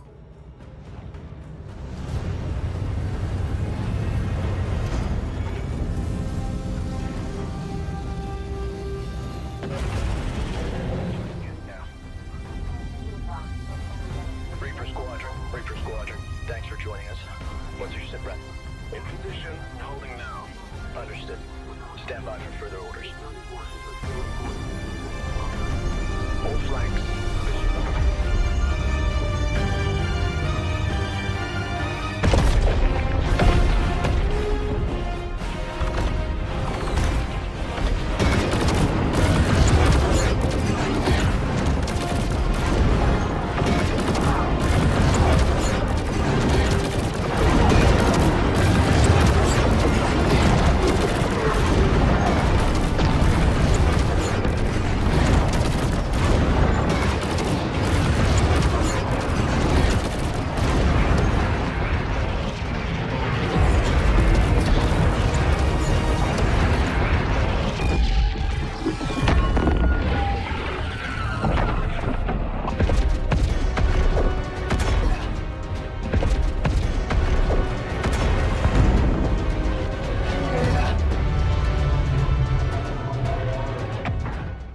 Энэ дайнд хүмүүсийг ялах боломж бараг байсангүй. Варгачуудын хэд хэдэн хөлгүүдийг устгасан ч үндсэн гол хөлгүүдэд хохирол учруулж чадсангүй. Дайснуудад өрөвдөх сэтгэл гэж байхгүй.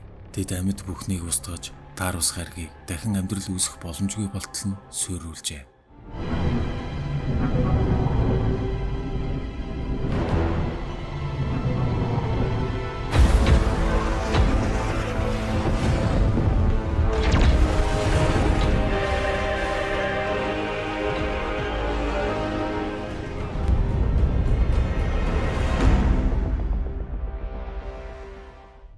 Варгачууд Тарус гаригийг сүннөсний дараа харанхуйд шингэн алга боллоо.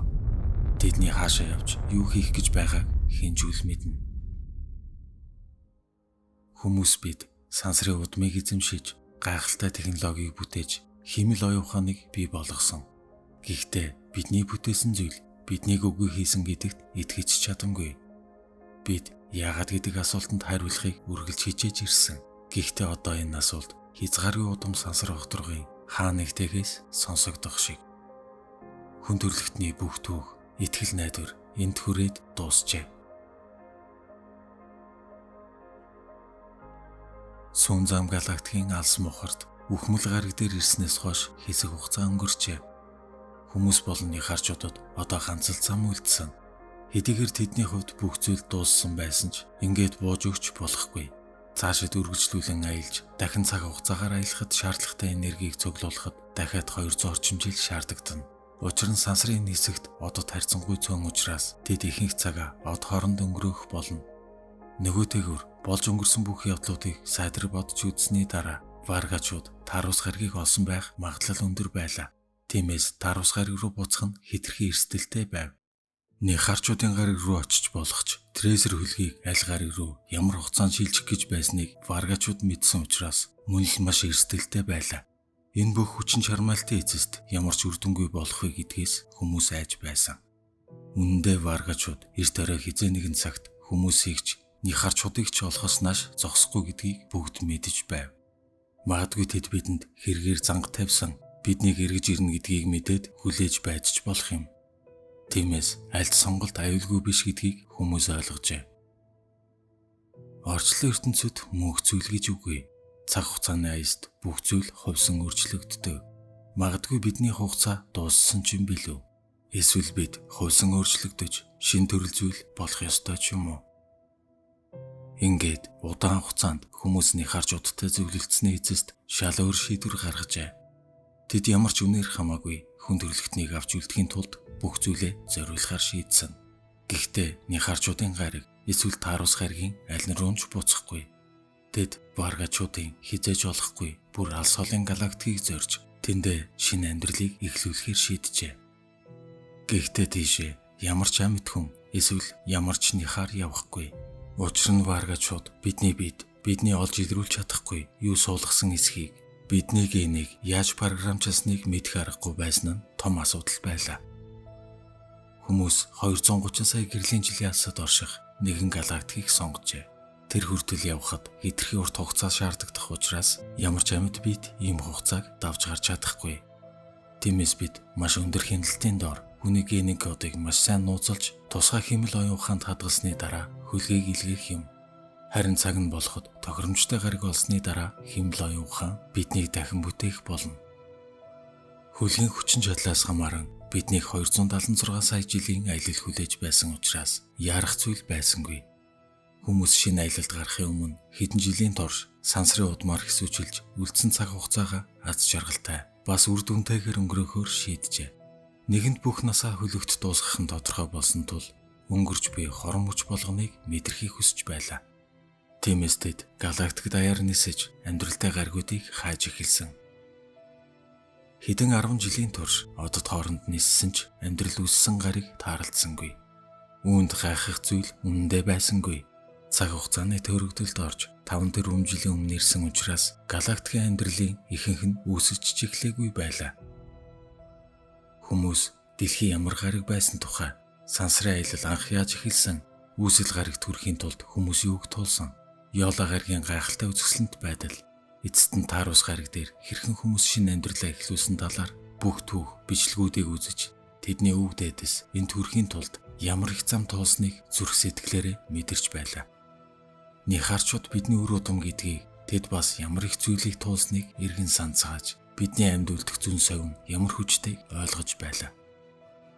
Харин одоо энэ бүх түүх химэл оюун ухааны хамгийн гүн хэсэгт сая жилийн турш дарагдан үлдэнэ. Хүмүүс урд өмнө хизээж хэний ч хийж байгаагүй урт удаан алс холын аялалд гарах цаг ойртсоор.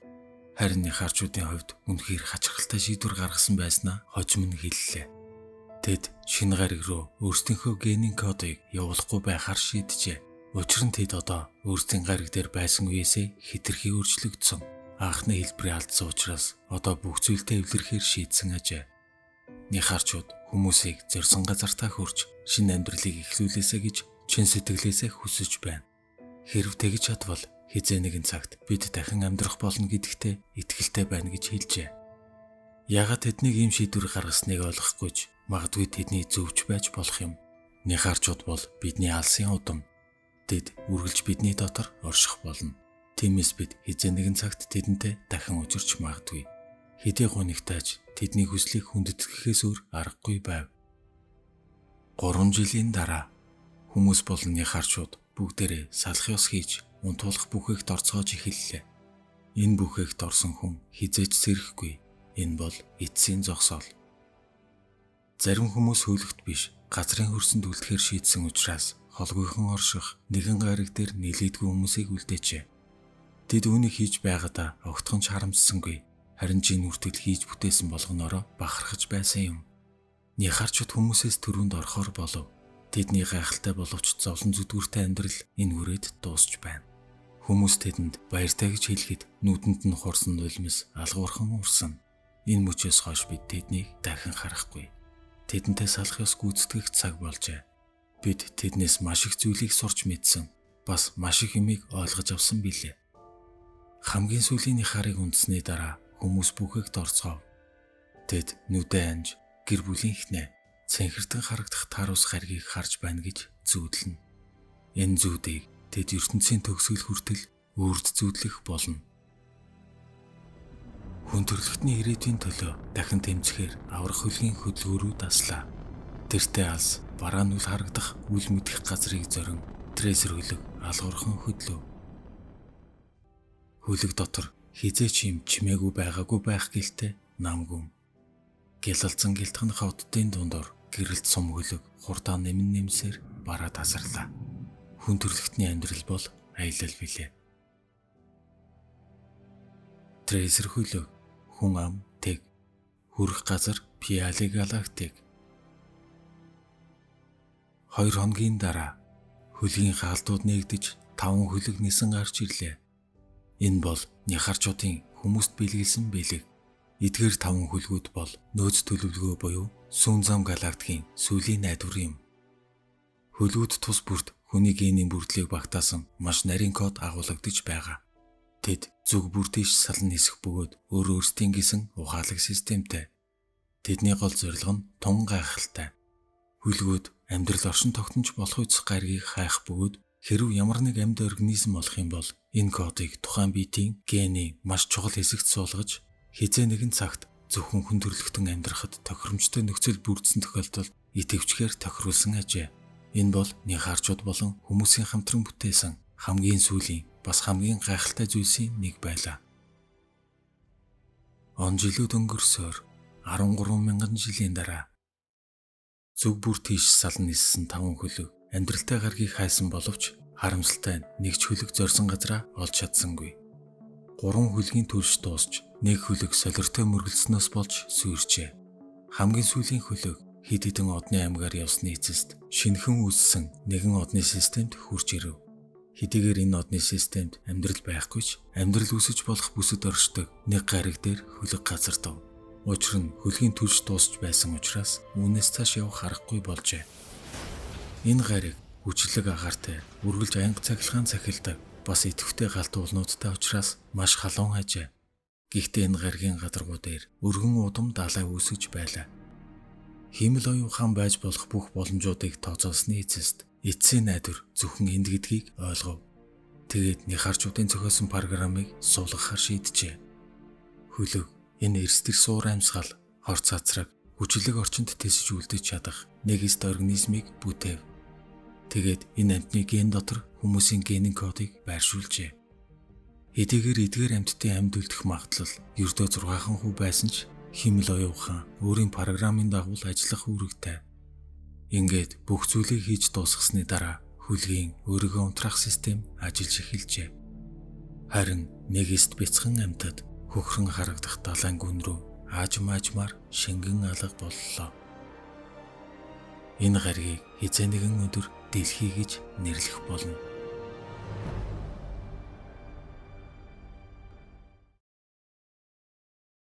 Орчлон ертөнцийн хувьд хүн төрөлхтөн гэдэг тийм ч чухал хэсэг биш байж болох юм. Бид галыг эзэмшиж, сансарт нисэж, гайхалтай технологи бүтээсэн ч хүний тарих үнэндээ тийм ч төгс зүйл биш байж магад. Хүмүүс бид үргэлж өөрсдийгөө онцгой төрөл ертөнцийн хамгийн чухал хэсэг гэж итгэсээр ирсэн. Гэхдээ хэрв тийм биш байвал яах вэ? Магадгүй хүчтэй намд үлдэж, хүчгүй мөхдөг ертөнцийн хуулийн зөв байх. Варгачуудыг бид бүтээсэн. Гэтэл тэд биднээс бүх талаараа илүү болсон. Нэгэнд биднээс илүү ухаалаг, хүчрхэг болсон тэдэнд бид ямар хэрэгтэй байх вэ? Магадгүй тэдний зөвч байж мэднэ. Бүх зүйл хувьсан өөрчлөгддөг. Хизээ нэгэн өдөр хүн төрлөختөн байсан эсхийг гэрчлэх зүйл юу ч үлдэхгүй. Гэхдээ бид бие биенээ хайрлаж, ирээдүйн зүг хамтдаа алхахдаа аз жаргалтай байсан гэдг нь бидний хүрч чадах хамгийн том зүйл юм билүү?